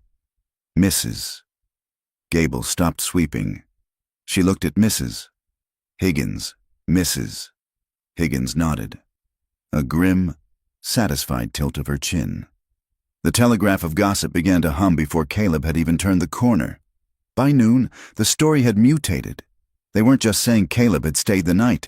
They were saying Lena had seduced him to get him to attack the mine foreman. They were saying she was disrespecting the dead. Lena went to the pump for water. A group of women from the church sewing circle were there. They did not move to let her pass. "You have some nerve?" "Mrs." Gable said, her voice shaking with self-righteous fury. "Showing your face in the light of day." "Excuse me," Lena said, clutching her bucket. "A graveyard thief." Mrs. Gable spat. "That's what you are, stealing a new man before your tears are dry. Did you even love your husband? Or was he just a meal ticket until the next one came along?" Lena froze. The words cut deeper than any knife. Her face burned hot, then went cold. She gripped the handle of the bucket until her knuckles turned white. "I love Thomas," Lena said, her voice trembling but audible. "And I have committed no sin but surviving." "Survival doesn't require whoring," Mrs. Higgins said. Lena dropped the bucket. It clattered on the stones. She turned and ran, the laughter and whispers chasing her all the way back to her cabin. Silas Pike heard the rumors over a lunch of roast beef and claret. He wiped his mouth with a linen napkin and smiled. "Perfect," he said to the mayor, who was dining with him. "Don't you see, Horace, this explains everything. Boone isn't concerned about safety. He's driven by jealousy. He wants the widow, so he attacks the company that employed her husband. It's a lover's feud. Nothing more." "A crime of passion," the mayor agreed, nodding. We can frame it that way to the territory marshal. Boone is unstable. Exactly, Silas said. His credibility is gone. No one will listen to a man who thinks with his loins. The mountain, however, did not care about rumors. It did not care about reputations or adultery or gold. It cared only for gravity. It was 2 o'clock in the afternoon. The sky was clearing, the sun trying to break through the clouds. Then, the earth jumped. It wasn't a rumble this time. It was a kick. A sharp, violent jolt that knocked goods off the shelves in the general store and cracked the window of the saloon. A second later, the sound hit. A boom so deep it was felt in the marrow of the bone. People ran into the street. They looked toward the mine. A plume of dark, oily smoke was rising from the earth, mushrooming into the sky. It wasn't just dust. It was smoke from an explosion. "Dynamite!" someone shouted. "Gas pocket!" The church bells began to ring. A frantic, clanging alarm. Caleb was in his room at the boarding house, packing his few belongings. He felt the shock wave. He looked out the window and saw the smoke. He didn't think about the badge he didn't have. He didn't think about the whispers. He grabbed his old coat, the one he used for hunting, and his heavy lantern. He ran downstairs, bursting onto the street. He saw men running. He saw women screaming, "Who's down there?" Caleb grabbed a man running past. "Crew 5, the man yelled. "Deep shaft. They say Hank is down there, and the kid, the Miller boy." Caleb's blood went cold. Hank, the witness, and the teenage boy Lena sometimes fed. He looked toward Lena's cabin. He knew she would be watching. He knew she would be terrified. He started running toward the mine, his bad knee protesting, his heart pounding a rhythm of dread. The darkness had opened its mouth again, and this time, Caleb wasn't going to stand by the door and wait. He was going in. The scene at the head of the Hart mine was a portrait of Bedlam painted in gray dust and black smoke. The mountain, jagged and indifferent against the afternoon sky, loomed over the frantic figures of men and women like a sleeping giant that had swatted a fly. The ground was still vibrating faintly, a nervous tremor after the violence of the explosion, and the air tasted of sulfur and pulverized rock. Women were wailing, a sound that cut through the shouting of the foremen like a knife. They clutched their skirts, their faces streaked with tears that turned the coal dust on their cheeks into muddy rivulets. Children clung to their mothers' legs, their eyes wide with a terror they could not fully understand, but felt in the trembling bodies of the adults. Every time the wind shifted, blowing the smoke from the shaft mouth across the yard, a collective gasp went up, as if the mine were exhaling the ghosts of the men trapped inside. Sheriff Caleb Boone, no, just Caleb Boone now, stripped of his star but not his resolve, rode his horse into the center of the chaos. He slid from the saddle before the beast had fully stopped, his boots hitting the gravel with a heavy crunch. He carried his old battered lantern in one hand and a coil of rope over his shoulder. Near the hoist mechanism, a shouting match was underway. Silas Pike, his fine coat dusted with ash, was arguing with the hoist operator and several company men. Briggs, the foreman, stood by Silas's side, nursing his bruised jaw, looking nervous. "Seal it!" Silas was shouting, his voice tight with a panic he tried to mask as authority. "The structural integrity is compromised. If we leave the shaft open, the draft will feed the fire. We have to cap it to save the upper levels." "There are men down there," a miner yelled back, waving a pickaxe. "You seal that shaft. You suffocate them." "They are already dead," Silas snapped. "Do you want to lose the whole mine? Seal it, I say." Caleb pushed through the circle of men. He moved with the force of a battering ram. He grabbed Briggs by the shoulder and shoved him aside, stepping directly into Silas's face. "You will not seal this mine," Caleb said. His voice was not loud, but it carried a weight that silenced the men around him. It was the voice of a man who had nothing left to lose. Silas recoiled, sneering. "You have no authority here. Boone, you are a trespasser. Get off my property before I have you thrown off." "You can try," Caleb said. He turned his back on Silas and looked at the group of miners standing by the hoist. They were frightened, shifting from foot to foot. They looked at Caleb, then at Silas, then at the smoking mouth of the pit. "Who is running the cage?" Caleb demanded. The operator, a young man named Elias with soot-stained hands, looked at Silas, terrified. "Elias," Caleb said, locking eyes with him. "My friend Hank is down there. The Miller boy is down there. They are breathing gas right now. Every second we argue, the air gets thinner. I am going down. Who is coming with me?" Silas stepped forward. "I will fire any man who steps into that cage. You hear me? You will never work in this territory again." The threat hung in the air, heavy as the smoke. For a moment, no one moved. Poverty was a chain as strong as steel, and Silas held the key. Then, an older miner, a man whose face was a map of scars from a blasting accident 10 years prior, stepped forward. He spat a stream of tobacco juice at Silas's polished boots. "To hell with your job, Silas," the man growled. "That's my brother on Crew 5. Another man stepped forward, then another. Within seconds, Caleb had a team of 4 volunteers. They were not doing it for the company. They were doing it for the code that bound men who worked in the dark. No one gets left behind. "Lower us to level 5, Caleb ordered Elias. "Slow and steady. If you feel the cable slack, pull us up fast." "Caleb!" The scream came from the edge of the crowd. It was a sound of raw, tearing grief that stopped Caleb cold. He turned to see Lena running toward him. She had abandoned her bucket at the pump and run all the way from town. Her dress was spattered with mud, her hair coming loose from its pins. Jamie was running beside her, clinging to her hand, his small face pale with shock.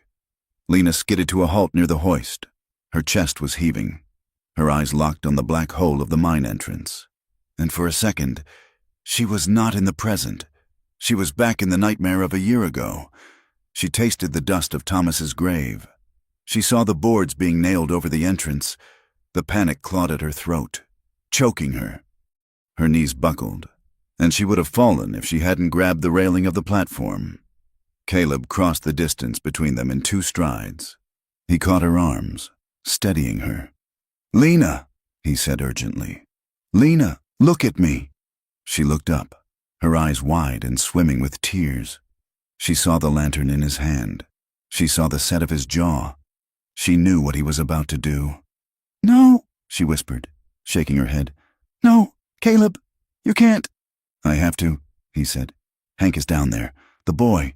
"Let someone else go," she cried, her voice rising to a desperate wail. She grabbed the lapels of his coat, bunching the rough fabric in her fists. "Thomas went down there and he never came back. Don't you dare do this to me. I cannot stand here twice. Caleb, I cannot wait by this hole to see if the man I love is dead." The words hung in the air, suspended in the silence of the watching crowd. Lena froze, realizing what she had screamed. She had stripped her heart bare in front of God, Silas Pike, and the entire town. "I love you," she sobbed, the words torn from her by fear. "I love you, and if you go down there, you are taking my life with you." Caleb stood stunned. The confession hit him harder than any blow Briggs had ever landed. The dust, the danger, the shouting men, it all faded. There was only Lena, trembling in his grip, her soul in her eyes. He dropped the lantern. He reached up and cupped her face with his large, rough hands, smearing coal dust on her tear-streaked skin. He pressed his forehead against hers. "I have to go," he whispered, his voice cracking. "Because if I don't, I am not the man you think I am, but I swear to you, Lena Hart, I swear by everything holy, I will come back." He didn't wait for her answer. He crushed his mouth to hers. It was not a gentle kiss. It was fierce and desperate, a collision of fear and longing. It tasted of salt and grit and the metallic tang of adrenaline. It was a promise and a plea. He pulled back, breathing hard. Lena was crying silently now, her hands still clutching his coat. He gently pried her fingers loose. "Watch the boy," Caleb said to a woman standing nearby. He looked at Jamie. "You take care of your mother, son." He picked up his lantern and turned back to the cage. He did not look back. If he looked back, he would never step into the iron box. The cage descended with a lurch that turned the stomach. The square of light above them grew smaller and smaller until it was just a distant star, then vanished entirely. The air grew colder as they dropped. It was a damp, creeping cold that seeped through wool and leather. The smell changed from the fresh ozone of the storm to the stagnant, heavy scent of the deep earth, wet rock, rotting timber, and the sharp, stinging odor of the gas. Rotten eggs, the miners called it. Hydrogen sulfide, the breath of the devil. Caleb held his lantern high. The flame sputtered, dancing nervously in the bad air. The walls of the shaft slid by, wet and slick, like the ribs of a giant beast that had swallowed them whole.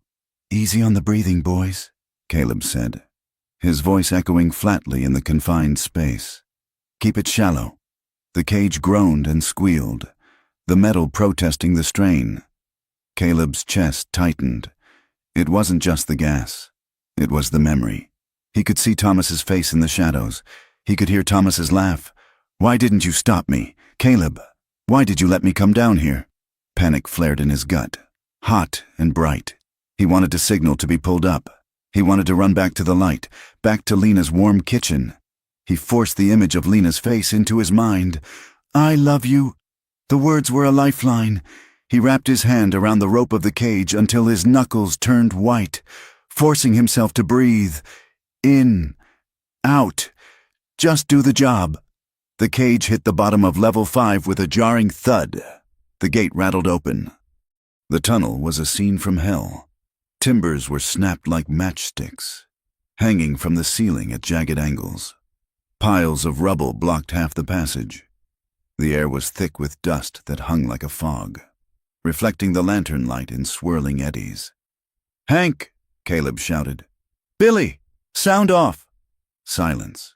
Then, a faint coughing from deep in the gloom. "This way!" Caleb commanded. They moved forward, climbing over piles of shale and twisted iron rails. The mountain groaned above them, a low, grinding sound of rock settling on rock. Every creak made the men flinch. They found them 200 yards in, huddled in a small side drift that had partially held. It was a pocket of survivors, 5 men, coated in black dust so thick they looked like statues. Hank was sitting against the wall, cradling his left arm. The teenage boy, Billy, was lying on the ground, his head in Hank's lap. Blood was matting the boy's hair. "Sheriff?" Hank croaked, his eyes white in the black mask of his face. I thought we were dead." "Not today, Hank," Caleb said. He knelt beside the boy. Billy was breathing shallowly, his skin gray. "He took a rock to the head," Hank said. "He's waking and sleeping. Don't make much sense when he talks." Caleb uncorked his canteen and dripped water onto the boy's lips. He tore a strip from his own shirt, the fabric tearing with a sharp rip in the quiet tunnel, and bound the boy's head. "We have to move," Caleb said, looking at the other men. "Can you walk?" 2 of the miners nodded. One groaned, clutching his ribs. "We carry him," Caleb said. "Let's go. The air is turning sour." He raised his lantern. The flame was turning blue at the base, a sign of methane. The gas was rising. They made their way back toward the main shaft, dragging the injured. But 50 yards from the cage, they stopped. The tunnel ahead was blocked. A fresh slide, silent and deadly, had come down while they were in the side drift. The way to the cage was sealed. "Mother of God," one of the volunteers whispered. "We're trapped." Caleb looked at the wall of rock. He looked at the flame in his lantern, flickering dangerously. They didn't have hours to dig. They had minutes before the gas suffocated them or a spark blew them to pieces. "There's another way," Hank wheezed. "The old ventilation drift, the Devil's Throat. That tunnel hasn't been used in 5 years, a volunteer argued. "It's unstable. The timbers are rot. It connects to the number 3 shaft," Caleb said, the map of the mine burning in his memory from the nights he had studied the stolen files. "It's a half-mile climb, but it's open." "It's suicide," the man said. "Staying here is suicide." Caleb snapped. "The gas is pooling. We take the throat." He hoisted the injured boy, Billy, onto his shoulder. The weight settled on him, heavy and solid. "Move, now!" They entered the old tunnel. It was narrower, the ceiling lower. The timbers were covered in a white fungus that looked like lace in the lantern light. Water dripped from the roof, cold as ice. They scrambled over debris, their breath ragged. The air was hotter here, stagnant. Caleb's lungs burned. His head swam with the fumes. He focused on his boots. Step, step, step. He thought of Jamie's hand in Lena's. He thought of the letter in his pocket. Suddenly, the mountain gave a terrifying roar. It wasn't a groan this time. It was a scream of tearing rock. "Run!" Caleb shouted. The roof behind them gave way. A blast of air and dust hit them, knocking them forward. A heavy beam, rotten and waterlogged, slammed down from the darkness. It caught Caleb. He went down hard, the boy sliding from his shoulder. The beam smashed into Caleb's bad leg and pinned his right shoulder against the tunnel floor. Pain, white-hot and blinding, exploded in his body. He cried out, the sound swallowed by the roar of the falling rock. The lantern flew from his hand and shattered. Darkness, absolute and total, descended. "Caleb!" Hank's voice screamed from the dark. Caleb lay pinned in the blackness. He could taste blood in his mouth. The weight on his leg was crushing. He tried to move, and the pain nearly made him vomit. "This is it," a voice whispered in his mind. "This is how Thomas died, in the dark, alone. It's fitting." He let his head drop against the wet stone. The darkness felt comfortable. It would be so easy to just stop fighting, to let the gas take him. Then he heard it, not with his ears, but with his soul. "I love you." He saw Lena on the hillside, her hair wild, her eyes fierce. He felt the phantom pressure of her mouth on his. She was waiting. She was standing in the mud, believing in him. If he died here, he killed her hope. He killed the light in her eyes. Rage flooded him. Rage at Silas Pike. Rage at the mountain. Rage at the darkness that thought it could take everything from him. "No!" Caleb roared. He planted his hands, one numb, one shaking, against the wet floor. He gritted his teeth so hard he felt a molar crack. He pushed with every ounce of strength in his body, screaming through the agony in his leg. "Hank, pull the boy!" Caleb shouted. "Get him clear!" He felt hands grabbing his coat. Hank, the volunteers, they pulled. He pushed, with a sickening scrape of bone against rock. He tore himself free. He collapsed on the tunnel floor, gasping, stars exploding in his vision. His leg felt like it was on fire. "Can you stand?" Hank asked, his voice trembling. "I will stand," Caleb snarled. He dragged himself up. He couldn't put weight on the leg. He leaned heavily on Hank. "Light a match," Caleb ordered. "Careful." One of the men struck a match. The tiny flame illuminated the tunnel. They were 20 feet from the junction to the number 3 shaft. They could feel a draft of fresh air. "Go!" Caleb rasped. "Drag them out!" Above ground, the sun was beginning to set, turning the sky a bloody crimson. Lena had not moved. She stood at the very edge of the safety line, her eyes fixed on the hoist cable. She was a statue of grief and defiance. Silas Pike walked past her. "You're wasting your time, widow. They've been down there an hour. The gas would have taken them by now." Lena didn't look at him. "Get away from me." "You are in the way of the cleanup crew," Silas said. "If you touch me," Lena said, her voice low and vibrating with a deadly calm. "I will kill you with my bare hands." Silas blinked, unsettled by the ferocity in her eyes. He stepped back. Lena closed her eyes. Her lips moved silently. She wasn't praying to the God of the church ladies. She was praying to the mountain, to the earth, to Thomas. "Give him back. You took one. You can't have this one. Give him back." "The cable!" someone shouted. "The cable is moving on number 3. The crowd surged toward the secondary shaft, 100 yards away. Lena ran, stumbling in the mud, Jamie pulling at her hand. The cage on number 3 creaked upward. It was slow, agonizingly slow. Finally, it broke the surface. A cheer went up, ragged and tearful. Men spilled out of the cage, coughing, blackened with soot, dragging each other. Hank stumbled out, supporting the boy. Billy, and then Caleb. He was half carried by two miners. His face was a mask of blood and coal dust. His leg dragged behind him, twisted at a wrong angle. His clothes were shredded. He looked like a man who had walked out of hell. The crowd went silent. Lena burst through the line of men. She didn't care about the mud. She didn't care about the staring eyes. She dropped to her knees in the slurry. "Caleb!" She grabbed him as his legs gave out. She pulled his head into her lap, cradling him against her chest. She wiped the filth from his brow with her sleeve, her tears falling onto his face. "I'm here," she sobbed. "I'm here, Caleb." Jamie threw his arms around Caleb's neck, crying into his coat. Caleb's eyes fluttered open. They were glassy, filled with pain, but they focused on her face. He saw the sky behind her. He saw her eyes. He let out a breath that sounded like a rattle. His hand, shaking and bloody, reached up to touch her cheek. "Came back," he whispered. Then his eyes rolled back, and his hand fell limp. "Doctor!" Lena screamed, a sound that made the mountains ring. "Get the doctor!" The doctor's office was a slaughterhouse.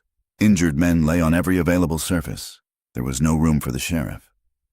"Bring him to my cabin," Lena ordered the men carrying him on a makeshift stretcher. "Mrs. Hart," the doctor protested, wiping blood from his hands. He needs care," Lena snapped. "And you have no beds. I will tend him. Just give me the laudanum and the bandages." They carried him through the darkening streets to her small cabin at the edge of town. They laid him on her bed, the bed she had shared with Thomas, the bed she had shared with Caleb only nights before in clothed chastity. Now, she stripped him. She sent Jamie to fetch water. She banished the curious neighbors from her porch by the light of a single tallow candle. Lena worked. She cut the ruined boots from his feet. She peeled the shredded shirt from his torso. She saw the bruising blooming across his ribs, black and purple. She saw the old scars from bullets and knives, the map of a violent life. She saw the twisted swelling of his knee. She washed him with a tenderness that made her chest ache. She dipped the rag in warm water and cleaned the coal dust from his skin, revealing the man beneath. Every touch was a claim. "This is mine. This heartbeat is mine." She set his leg as best she could, using splints made from kindling wood, tying them tight while he groaned in his unconsciousness. She bandaged the gash on his head. The intimacy of it was overwhelming. To see his bare chest rise and fall, to touch his skin without fear, stirred a powerful mix of desire and protectiveness in her. She felt guilty. Thomas's ghost was in the room. Surely, but she also felt fiercely alive. She sat by the bed as the night wore on. She held his wrist, her finger on his pulse, anchoring him to the world. Tears slipped down her cheeks. She realized how close she had come to the precipice. If the mountain had kept him, she would have shattered. It was past midnight when he woke. The wind had died down. The cabin was silent. Caleb stirred, a groan escaping his lips. His eyes opened, panicked for a moment, darting around the room until they found her. "Lena," he rasped. His voice was like sandpaper. "Shh," she soothed, leaning forward to stroke his hair. "You're safe. You're in my house." He tried to sit up, but the pain slammed him back down. He gripped her hand, his fingers surprisingly strong. His eyes were bright with fever and the lingering adrenaline. "Lena," he whispered urgently. It wasn't an accident." "I know," she said. "Rest now." "No," he insisted, pulling on her hand. "You have to know. While we were down there, Hank told me, the day Thomas died. Silas ordered the deep dig. He ordered it." Caleb swallowed, his breath hitching. "And the inspector, Sterling, he was bought. I found the records. But the worst part, Thomas wasn't just unlucky. The explosion today, it uncovered the old shaft."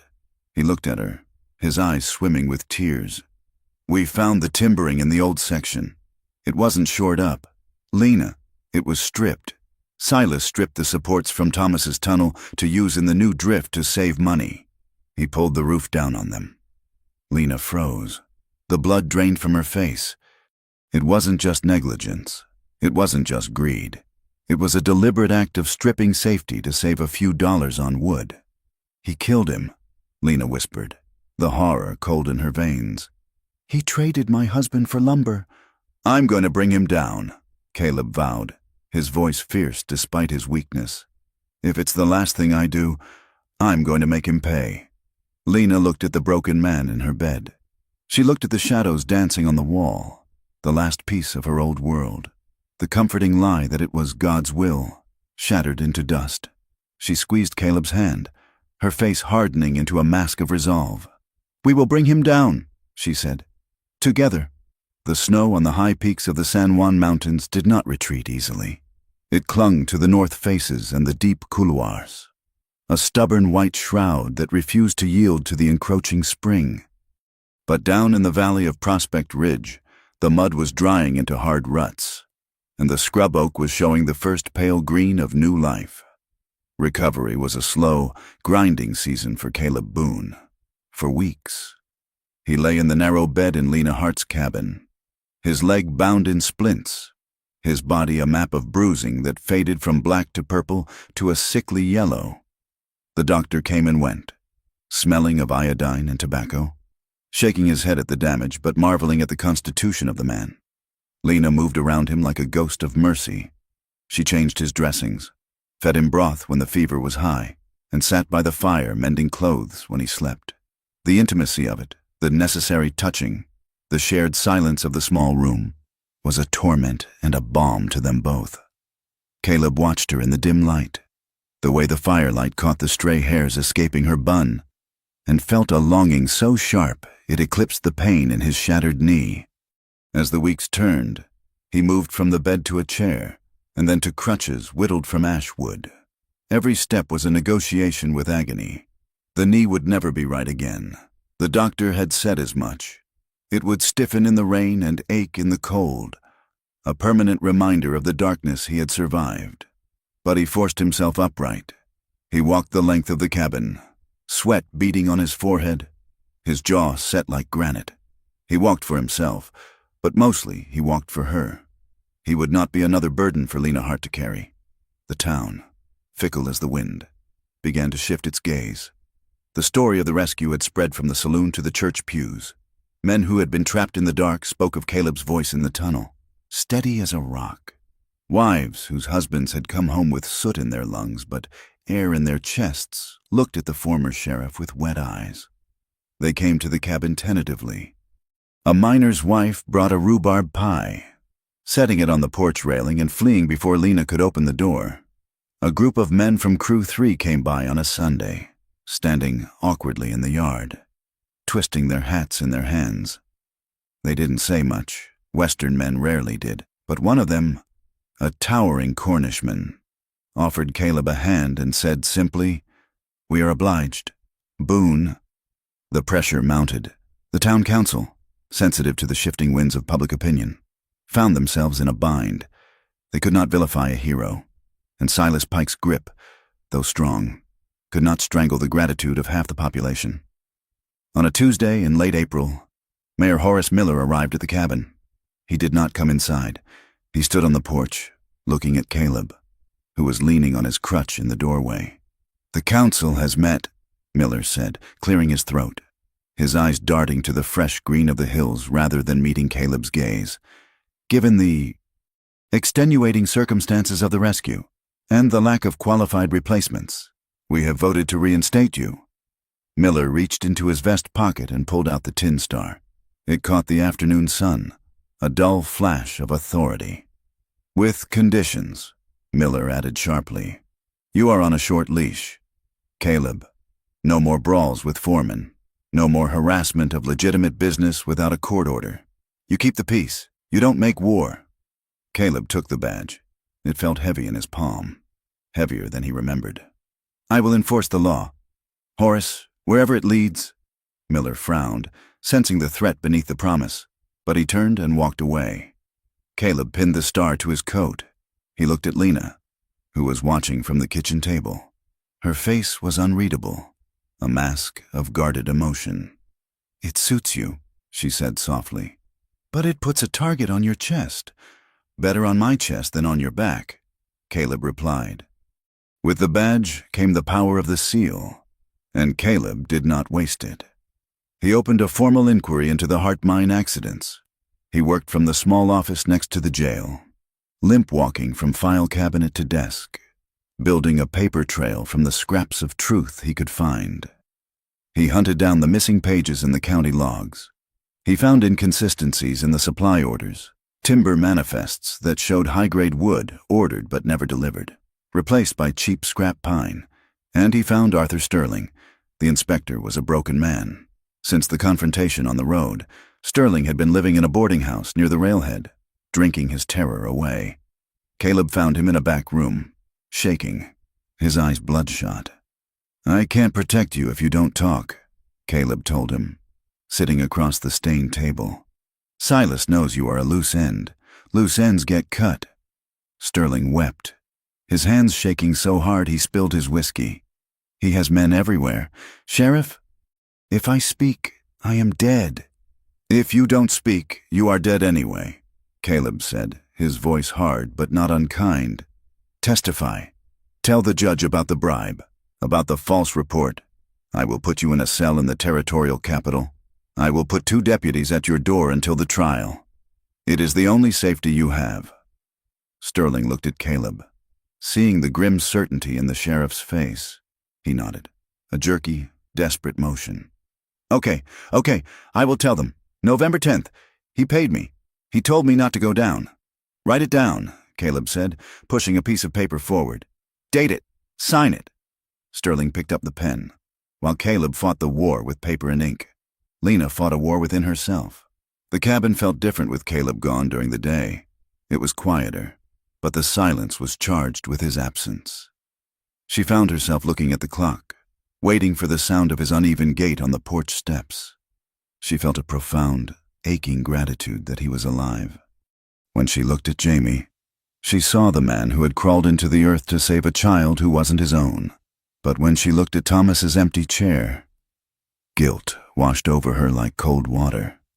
She loved Thomas, the memory of him, his laugh, the way he smelled of tobacco and rain. His rough hands was woven into the walls of the house. Loving Caleb felt like a betrayal, a theft of the grief she owed her husband. She spent nights staring at the ceiling, listening to the wind. Can a heart hold 2 men, she wondered, or does one have to die to make room for the other? Thomas was dead in the body, but Caleb was alive, and his presence was a fire that threatened to burn down the shrine she had built to the past. The town did not make it easier. The gratitude of the miners' wives was fragile.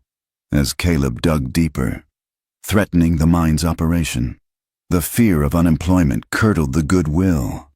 She clings to whatever man is closest to the mine.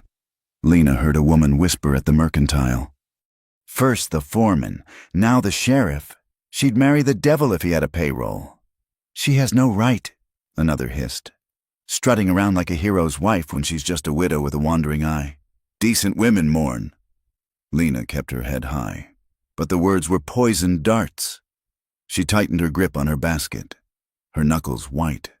She was fighting for justice for Thomas. But the town only saw a woman moving on too fast. The blow came 3 days before Sterling was set to travel to the capital. A deputy rode out to the ravine known as Devil's Drop, a jagged tear in the earth 5 miles east of town.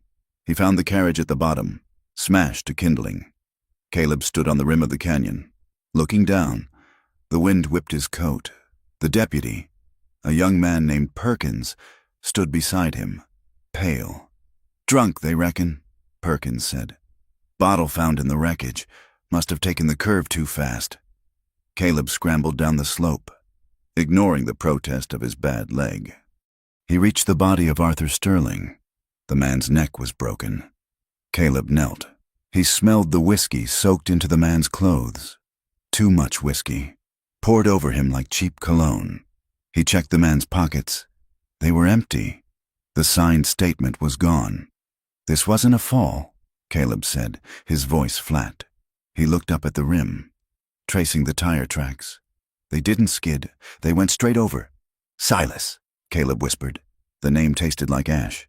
Silas Pike was not just hiding the truth. He was erasing it. He was cleaning the slate with blood. Caleb stood up, pain flaring in his knee. He realized then that the law was a shield Silas Pike could simply reach around. The investigation stalled. Without Sterling, the case was circumstantial. Caleb needed something concrete. He needed the original survey maps, the ones Sterling had never looked at but which the company engineers must have created. He heard a rumor from an old prospector about a survey shack up on the North Ridge, a place where the original geologic teams had camped 10 years ago. It was company property, abandoned now, but perhaps forgotten. Caleb saddled his horse on a Tuesday morning. The sky was a brilliant, hard blue. He told no one where he was going, not even his deputies. He rode the high trail, the air thinning as he climbed. The pines gave way to scree and rock. His leg throbbed with the rhythm of the horse, but he pushed on. He did not know he was being followed. Lena had seen him leave. She had seen the grim set of his mouth, the way he checked his Winchester before sliding it into the scabbard. A feeling of dread, cold and intuitive, settled in her gut. She had ignored that feeling the day Thomas died. She would not ignore it again. She grabbed Thomas's old Henry rifle from above the mantel, checked the load, and saddled her mare. She kept her distance, a half-mile back, a shadow in the timber. Caleb reached the ridge around noon. The trail narrowed. A goat path cut into the side of a cliff. Below, the valley floor was a patchwork of green and brown. Crack. The sound was sharp, dry, echoing off the canyon walls. Caleb felt the wind of the bullet pass his ear before he heard the report. His horse, a nervous bay, screamed and reared, twisting in the air. Caleb grabbed for the pommel, but his bad leg had no grip. He was thrown. He hit the rocky ground hard, rolling, dust filling his mouth. He tumbled down the slope, shale sliding with him, until he slammed into a cluster of boulders. The breath was knocked out of him. The world spun in a sickening gray blur. Pain, bright and jagged, tore through his injured knee and his shoulder. He lay there, gasping, trying to reach for his pistol, but his hand wouldn't obey. Above him, on the opposing ridge, a man stood up from behind a rock, working the lever of a rifle. It was a hired gun, a stranger in a dust-colored coat. He raised the rifle, aiming at the prone figure of the sheriff. Boom!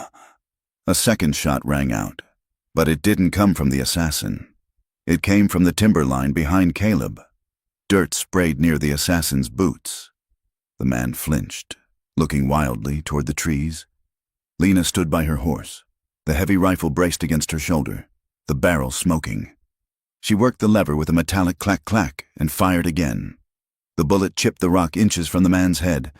The assassin, realizing he was flanked and facing a shooter who wasn't missing by much, scrambled back. He mounted his horse hidden in the rocks and spurted away, disappearing over the crest. Caleb pushed himself up, groaning. He looked toward the timber. Lena rode down the slope, sliding the rifle into its boot. She dismounted before the horse stopped moving and ran to him, sliding in the shale. "You're hit," she said, her voice shaking.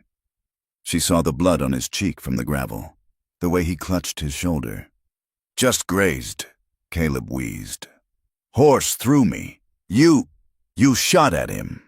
"I missed," she said, kneeling beside him, her hands checking him for holes. "On purpose. Next time I won't." "You shouldn't be here," Caleb said, anger flushing his face. "It's too dangerous. Lena, go back." "Shut up," she snapped. "Just shut up. Caleb, you would be dead if I wasn't here, dead on a rock." "I am the sheriff," he shouted, the pain making him lash out. "I am supposed to protect you, not the other way around." "And who protects you?" she yelled back, her eyes blazing. "The town? The mayor? They want you dead or quiet. I will not bury another man. Caleb Boone. I will not sit in that cabin and wait for someone to bring me your badge in a box." The anger in the air was thick enough to choke on. It was fear, distilled into rage. They glared at each other, chests heaving, the dust swirling around them. And then, the anger broke. Caleb reached out with his good hand and grabbed the back of her neck. He pulled her down. She crashed against him. This wasn't the gentle, healing intimacy of the cabin. This was desperate. This was the realization that death had missed them by inches. They kissed with a raw, terrifying intensity. Lena's hands gripped his coat, her fingers digging into his shoulders. Caleb kissed her as if he could breathe her life into his own lungs. It was a claiming, an affirmation that they were still warm, still blood and bone.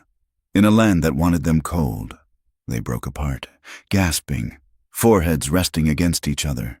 The sun was bleeding out over the ridges, turning the world to fire. "I can't lose you," Lena whispered, her voice breaking. "I can't do it again." "You won't," Caleb promised, though he knew it was a promise he might not be able to keep. "We have to move. He might come back." They found shelter in the very place Caleb had been seeking. The survey shack was tucked into a fold of the mountain, a half-mile from where he had fallen. It was little more than a pile of weathered gray boards and a tin roof, but it offered cover. Inside, it smelled of rat nests and ancient paper. While Lena kept watch at the door, rifle in hand, Caleb rummaged through a rusted metal filing cabinet in the corner. "He wouldn't leave anything important," Lena said, watching the ridge line. "Silas is arrogant," Caleb muttered. "He thinks no one would look here. He thinks he owns history." He pulled out a sheaf of maps, the paper brittle and yellowed. He spread them on the dirt floor. They were geologic surveys from 1875. They showed the veins of silver, but they also showed something else, areas shaded in red cross-hatching. "High methane concentration," the legend read. "Unstable strata." Caleb traced the line of the red zone. It went directly through the area where the number 4 shaft, Thomas's shaft, had been dug. And there, clipped to the map, was a memo. It was written on company stationery. To Engineering from S. Pike date, August 14th, 1879. Proceed with the drift in Sector 4. The gas reports are exaggerated by lazy foremen. We are behind quota. Timber it lightly if you must, but keep digging. Or before excuses. Or before excuses. Caleb read aloud. The words hung in the air like a sentence. Lena stared at the paper. He ordered it. He knew the gas was there, and he called them lazy. She sank to her knees. This was the proof. This was the smoking gun. It wasn't just negligence. It was a calculation. Thomas's life had been weighed against a quota, and he had come up short. "This hangs him," Caleb said grimly. "If we can get it to the territorial judge." "Or it gets us killed," Lena said. Like Sterling, Caleb looked at her. "If we present this, Lena, I lose the badge. The town will tear itself apart, but if we don't—" "If we don't," Lena said, standing up, her voice steel. "Then Thomas died for nothing. We take it in, we drag it into the light." They rode back into town under the cover of darkness, taking the back trails. They hid the documents in the false bottom of Lena's flour bin. The next day, Caleb sent a telegram to the territorial marshal, demanding an inquest. He cited new material evidence. Silas Pike found out. The telegraph operator was on his payroll. Silas did not wait for the law. He unleashed chaos. He hired men to flood the saloons, buying rounds and whispering that the sheriff was planning to shut down the mine permanently to satisfy a vendetta. He told the miners that Caleb Boone wanted to starve their children. By noon on Thursday, the town was a powder keg. Fights broke out in front of the Golden Nugget. Windows were smashed. "Trouble at the mine," a boy shouted, running down Main Street. "They're rioting." Caleb grabbed his shotgun. "Stay here," he told Lena. "Jamie is at school," she said, panic rising. "Get him! Lock the door." Caleb limped toward the mine. A mob had gathered at the gates, some striking for safety, others screaming that the sheriff was a traitor. It was a brawl of 300 men. Lena ran to the schoolhouse. It was empty. The teacher, a young woman named Miss Sarah, was standing by the door, wringing her hands. "Where's Jamie?" Lena demanded. He left, Mrs. Hart, Sarah stammered. A man came. He said you sent for him. He said there was trouble and he needed to take Jamie to safety. What man? Lena screamed. I didn't know him. He had a scar on his cheek. One of Silas's henchmen. The man Lena had seen at the mine the day of the explosion. Lena's heart stopped.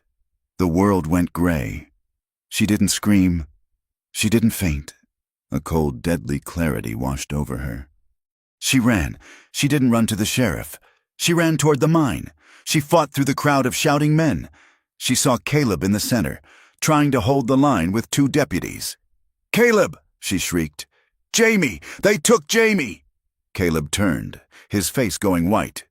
Over there, a woman shouted, pointing toward the old abandoned crusher building near the mine entrance. I saw a boy.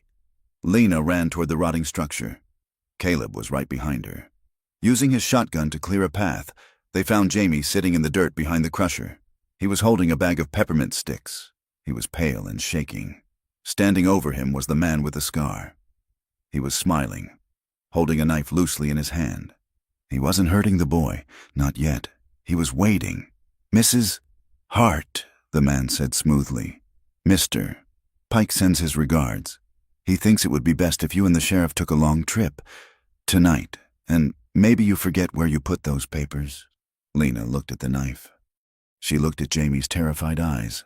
Let him go, Caleb said, raising the shotgun. You shoot me, sheriff, and I might trip and fall on the kid, the man sneered. Lena stepped forward.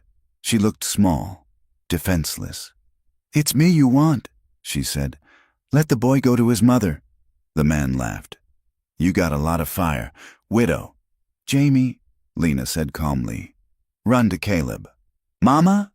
Run! As Jamie scrambled up. The man lunged, not at the boy, but to grab him back. Caleb couldn't shoot. The boy was in the line of fire, but Lena moved. She didn't retreat. She threw herself at the man, clawing at his face, screaming like a mountain cat. It was a frenzy of maternal rage. The man, startled by the ferocity, stumbled back. Caleb stepped in, swinging the stock of the shotgun. It connected with the man's temple with a sickening crack. The man dropped like a stone. Lena grabbed Jamie, crushing him to her skirts. She was shaking so hard her teeth rattled. Caleb stood over the unconscious thug, his chest heaving. He looked at the chaos of the mine yard, the fighting men, the dust. He tried to take my son, Lena whispered. He tried to take my son. She looked at Caleb. Her eyes were hard and dry. We could leave, Caleb said quietly. We could take the boy and ride tonight, disappear into California. Lena looked at the mine entrance, the black mouth that had swallowed Thomas. She looked at the town that had judged her. She looked at Silas Pike's office on the hill.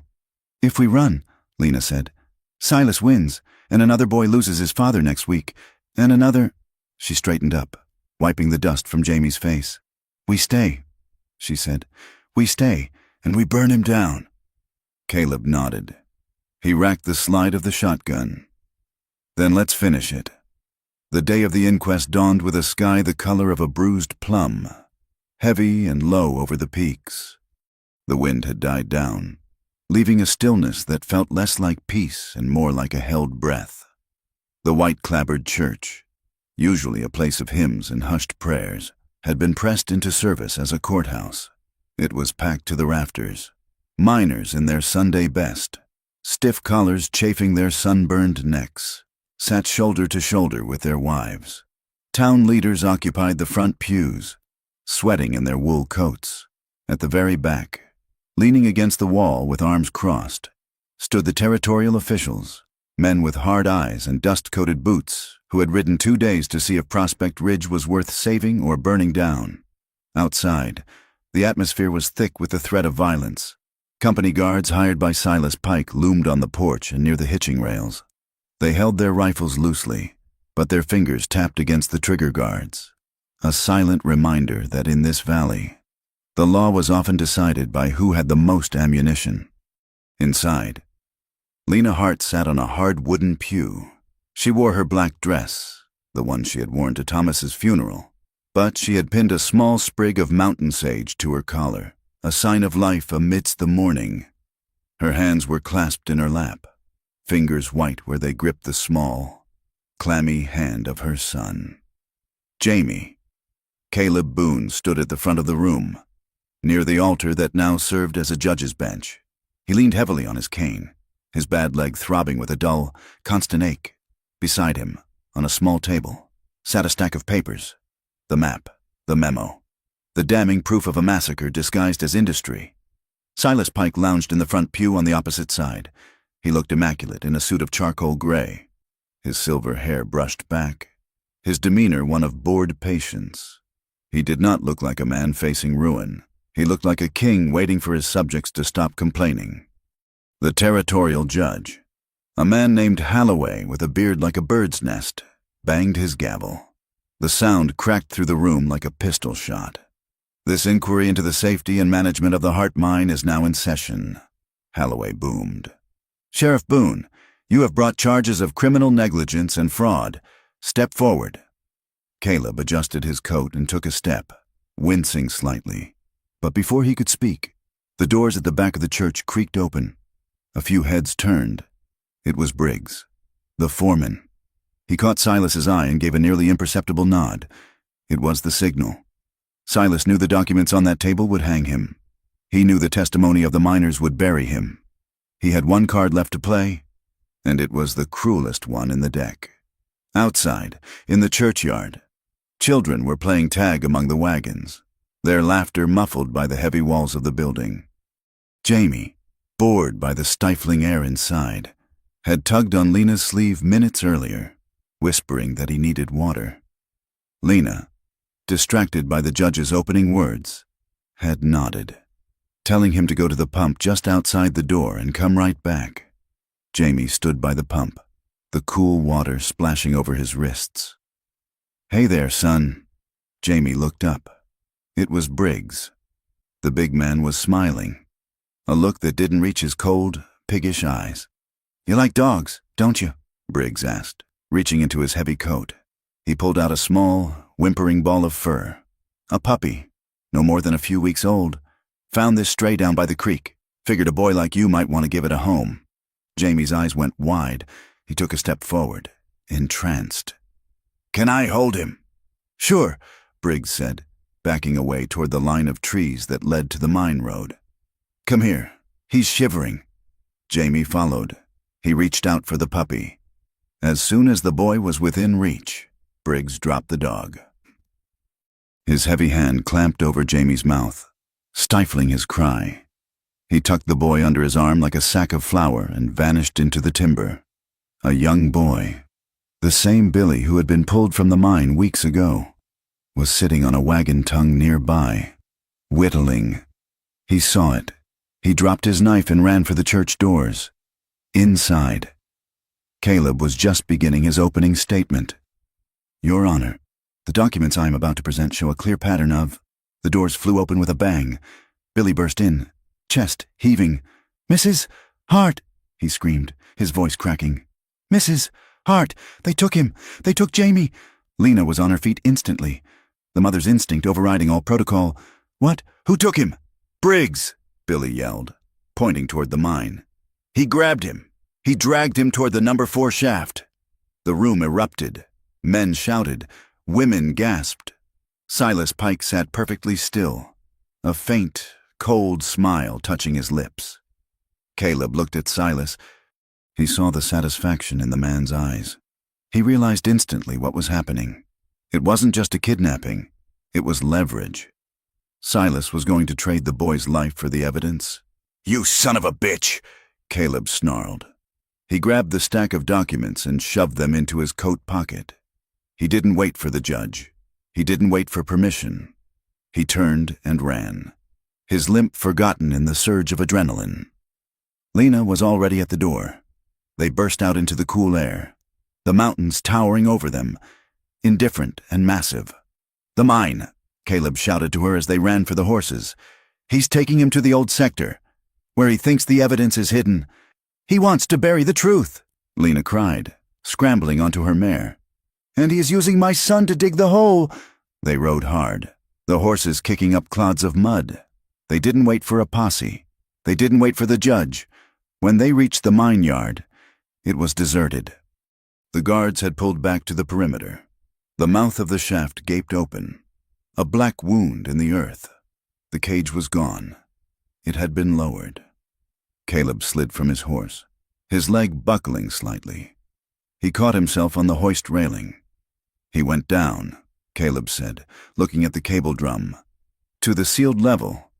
I'm going, Lena said. Her voice was not a question.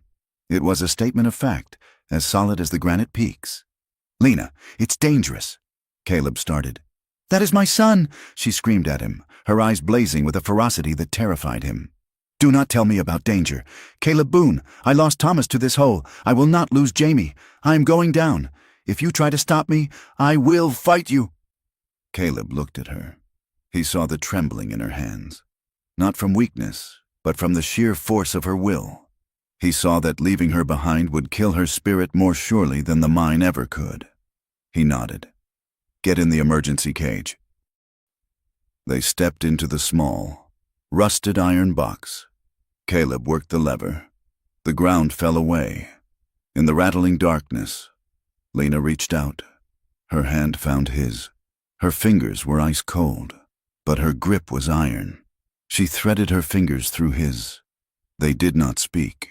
There were no words for the terror they shared, or the love that bound them together in the descent. The darkness swallowed them. The air in the old sector was stale, tasting of copper and rot. The tunnels here were narrower, the timbering ancient and covered in white fungus that looked like lace in the lantern light. They moved quietly, Caleb leading with his revolver drawn, Lena close behind, clutching a heavy iron pry bar she had grabbed from the tool shed. The mine groaned. It was a low, mournful sound, the weight of the mountain pressing down on the hollow spaces men had carved out. This way, Caleb whispered. Toward the explosives magazine. They saw the light ahead, the yellow, flickering glow of lanterns. They stepped into a large chamber carved out of the rock. It was the heart of the old mine, the place where the black vein of gas was strongest. Silas Pike stood near a pile of wooden crates marked high explosive. Briggs was beside him, holding a lit torch, and there, tied to a support beam, was Jamie. He was crying silently, his eyes wide with terror. Welcome, Silas said, his voice echoing off the wet stone walls. I knew you would come. Caleb, you have a hero's predictability. Let the boy go, Silas, Caleb said, leveling his gun. This is between you and me. It is between me and the future of this town. Silas sneered. Some men must always be sacrificed to keep a town alive. Caleb, Thomas Hart was just a name on a list, a cost of doing business. And the boy? He is just collateral? Silas turned his gaze to Lena. And you, Mrs.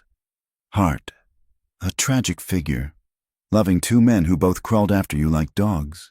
Thomas died for a wage, and Caleb will die for a kiss.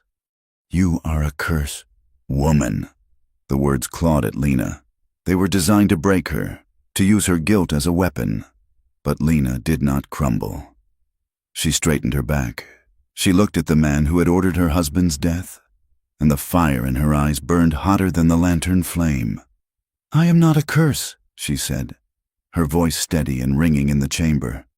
I am a witness, and I am a mother. You think you are powerful. Silas, you are just a small man standing in a hole you dug yourself. Caleb's finger tightened on the trigger. Rage flooded him. Hot, blinding rage. He wanted to put a bullet between Silas's eyes. He took a step forward, the gun shaking. Lena reached out and put a hand on his arm. No, she said sharply. If you kill him in anger, Caleb, it's just murder. It's just more darkness. We get Jamie. We take them up. We make them answer. Listen to the widow, Silas mocked. She has a stomach for justice. Boss, the gas, Briggs muttered, looking at the flame of his torch. It was turning blue, dancing wildly. It's getting thick. Light it, Silas ordered. Briggs hesitated, then lowered the torch toward the fuse running to the crates. No, Caleb shouted. He lunged. He didn't fire. The spark could ignite the whole room. He threw himself at Briggs. The two men crashed into the timbers. The torch flew from Briggs's hand, skittering across the floor. The fuse caught. A hiss of burning powder cut through the chamber like a snake. Caleb and Briggs rolled in the dust, fists flying. Briggs was strong. Fueled by panic, he landed a heavy blow to Caleb's injured knee. Caleb cried out, his leg buckling, but he drove an elbow into Briggs's throat. Silas, seeing his chance, grabbed Jamie by the collar of his shirt, dragging him toward the tunnel exit. "No, you don't!" Lena screamed. She threw herself at Silas. She didn't fight like a man. She fought like a blizzard. She clawed at his face, her nails tearing skin. She kicked his shins. She slammed the heavy pry bar into his arm. Silas yelled in pain and released Jamie. "You crazy witch!" "Run, Jamie!" Lena shouted. "Run to the tunnel!"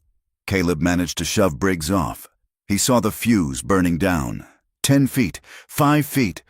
"The roof!" Caleb shouted. "It's going to blow!"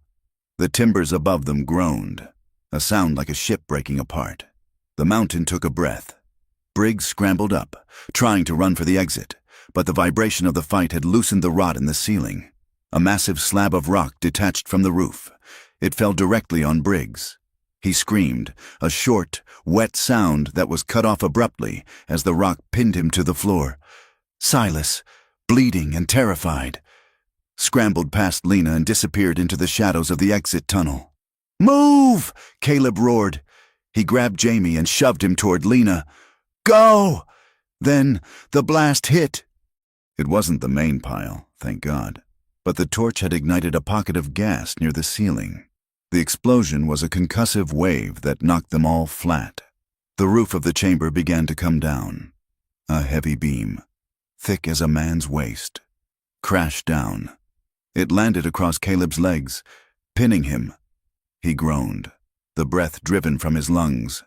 He tried to move, but the weight was immovable. "Caleb!" Lena crawled toward him through the dust and falling shale. "Leave me!" Caleb gasped. "Get the boy out!" "I'm not leaving you!" she cried. She threw herself against the beam. She wedged her shoulder under the wood. She planted her feet in the debris. "Jamie, pull him!" she screamed. Lena pushed. She pushed with the strength of every hour of grief she had endured. She pushed with the rage of a widow and the love of a woman who refused to be alone again. The muscles in her back screamed. Her vision went red. She felt something tear in her shoulder, but she didn't stop. "Up!" she gritted out. The beam moved. Just an inch, then 2. Caleb gritted his teeth and dragged himself backward, his bad legs scraping over the rock. Jamie pulled on his arms. "Clear!" Caleb shouted. Lena let the beam drop. It slammed down with a thud that shook the floor. She collapsed, gasping, her arm hanging limp. Caleb grabbed her with his good arm, dragging her up. "Run!" They ran. They stumbled through the collapsing tunnel, Jamie between them. Dust chased them. Rocks rained down around them, behind them. A second, larger explosion roared as the main charge finally caught, sealing the chamber, sealing Briggs, and collapsing the old sector forever. They reached the cage. Caleb slammed the gate and threw the lever. The cage jerked upward just as the tunnel mouth behind them vanished in a wall of rubble. They emerged into the light. The cage rattled to a halt at the surface. The crowd, drawn by the rumble of the explosion, stood in a wide, silent circle. The gate opened. They walked out together. Caleb, limping heavily, his face a mask of blood and soot. Jamie, pale and shaking, clutching a piece of Caleb's coat, and Lena, her dress torn, her shoulders slumped, but her head high. A gasp went through the town. It was a sound of awe. They looked like spirits risen from the grave.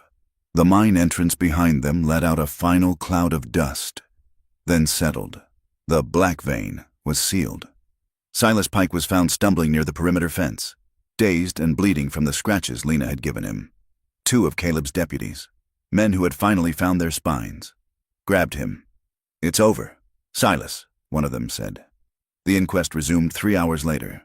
No one went home to change. The dust of the mine was the uniform of justice. Caleb stood before the judge. He didn't need to shout. He placed the map and the memo on the table. He knew, Caleb said, his voice raspy from the smoke. He ordered the digging in the gas zone. He paid the inspector to look away, and today he tried to kill a child to hide it. Then Lena stood up. She walked to the front of the church. She turned to face the town, the women who had whispered about her, the men who had judged her. My husband, Thomas, was afraid of the dark, she said clearly. He laughed loud to hide it, but he went down there because he wanted to buy a future for his son. He trusted this town. He trusted the company. She looked at Silas, who sat in shackles now, his fine suit ruined. You killed him for money, she said, and you tried to kill the love I have found since. She looked at Caleb, who was watching her with a reverence that made her heart ache. I love the sheriff, she said to the room. I say it without shame. Loving him does not erase Thomas. It honors him, because Thomas would not want me to live in a grave. He would want me to live in the light. There was silence. Then, a woman in the back, Mrs. Gable, took a handkerchief and wiped her eyes. A miner stood up and nodded. Then another. The verdict was swift. The territorial officials, faced with the overwhelming evidence and the mood of the town, moved to strip Silas Pike of his ownership immediately. He was charged with manslaughter, fraud, and attempted murder. The mine was ordered closed for a full territorial inspection, to be reopened only under new management and strict safety codes. The output would be less, the wages harder to come by. But the men would come home at night. The victory, however, had a cost. 2 days later, the territorial governor's representative met with Caleb in the sheriff's office. You did the right thing, Boone, the official said, lighting a cigar. But you caused a hell of a mess. Riots, explosions, arrested magnates. The territory needs quiet lawmen, not revolutionaries. Caleb understood. He looked at the star on his chest. It was battered and scratched. I understand, Caleb said. He unpinned the badge. He placed it on the desk. I'm done anyway, Caleb said. I found what I was looking for. And what was that? The official asked. Peace, Caleb said. He walked out of the office. He didn't look back at the jail cells or the gun rack. He walked out into the sunlight, a man without a title, feeling the strange, terrifying weightlessness of freedom. Months passed. The seasons turned the aspen trees to gold, then stripped them bare, then dressed them in green again. The Hart mine stood silent for a long time, then opened slowly under a cooperative of investors from Denver who feared the legend of the widow's curse, enough to follow the safety laws. Caleb and Lena did not stay in the cabin by the scrub. They bought a small plot of land 5 miles down the valley, where a creek ran clear, and the soil was deep enough for corn and beans. One evening, as the sun was setting in a blaze of red and orange, they stood on a ridge overlooking the valley. The scar of the mine was visible in the distance, but the grass was growing back over the slag heaps. Lena reached into her pocket. She pulled out a simple gold band, Thomas's wedding ring. She held it in her palm, watching the light catch the metal. I used to think that if I let go of this, I let go of him, she said softly. Caleb watched her, saying nothing. He waited. But love isn't a room with one door, she said. It's a river. My love for Thomas, it still runs. It always will. But my love for you, Caleb, it's a new river. It carved its own path through the rock. She turned to him. She took his hand, the hand that had dug through rock, the hand that had held a gun for her, the hand that had trembled with gentleness when he touched her face. She pressed the ring into his palm. Keep it safe for Jamie, she said. For when he's a man, but I don't need to wear it anymore. I know who I am. Caleb closed his fingers over the ring. And who are you, Lena? I am the woman who chooses you, she said. She stepped closer. Marry me, Caleb. Let's build a house where the roof doesn't leak. Let's raise Jamie where the earth stays under his feet. Caleb smiled, a true, wide smile that erased the years of guilt and shadows from his face. I will, he said. I will marry you every day for the rest of my life. They kissed as the sun dipped below the peaks. It was not a kiss of desperation, nor of fear. It was steady. It was unhurried. It was the kiss of two people who had walked through the valley of the shadow of death and come out the other side, hand in hand. The wind blew through the pines, carrying the scent of sage and rain. The mine was silent. The ghosts were at rest. And on the ridge, silhouetted against the vast, wild sky of the American West, a man and a woman stood together, ready to begin. Thank you for listening to this story of Lena and Caleb. It has been a journey through the darkness of the mine and into the light of a hard-won love. I would love to hear from you. Where are you listening from today?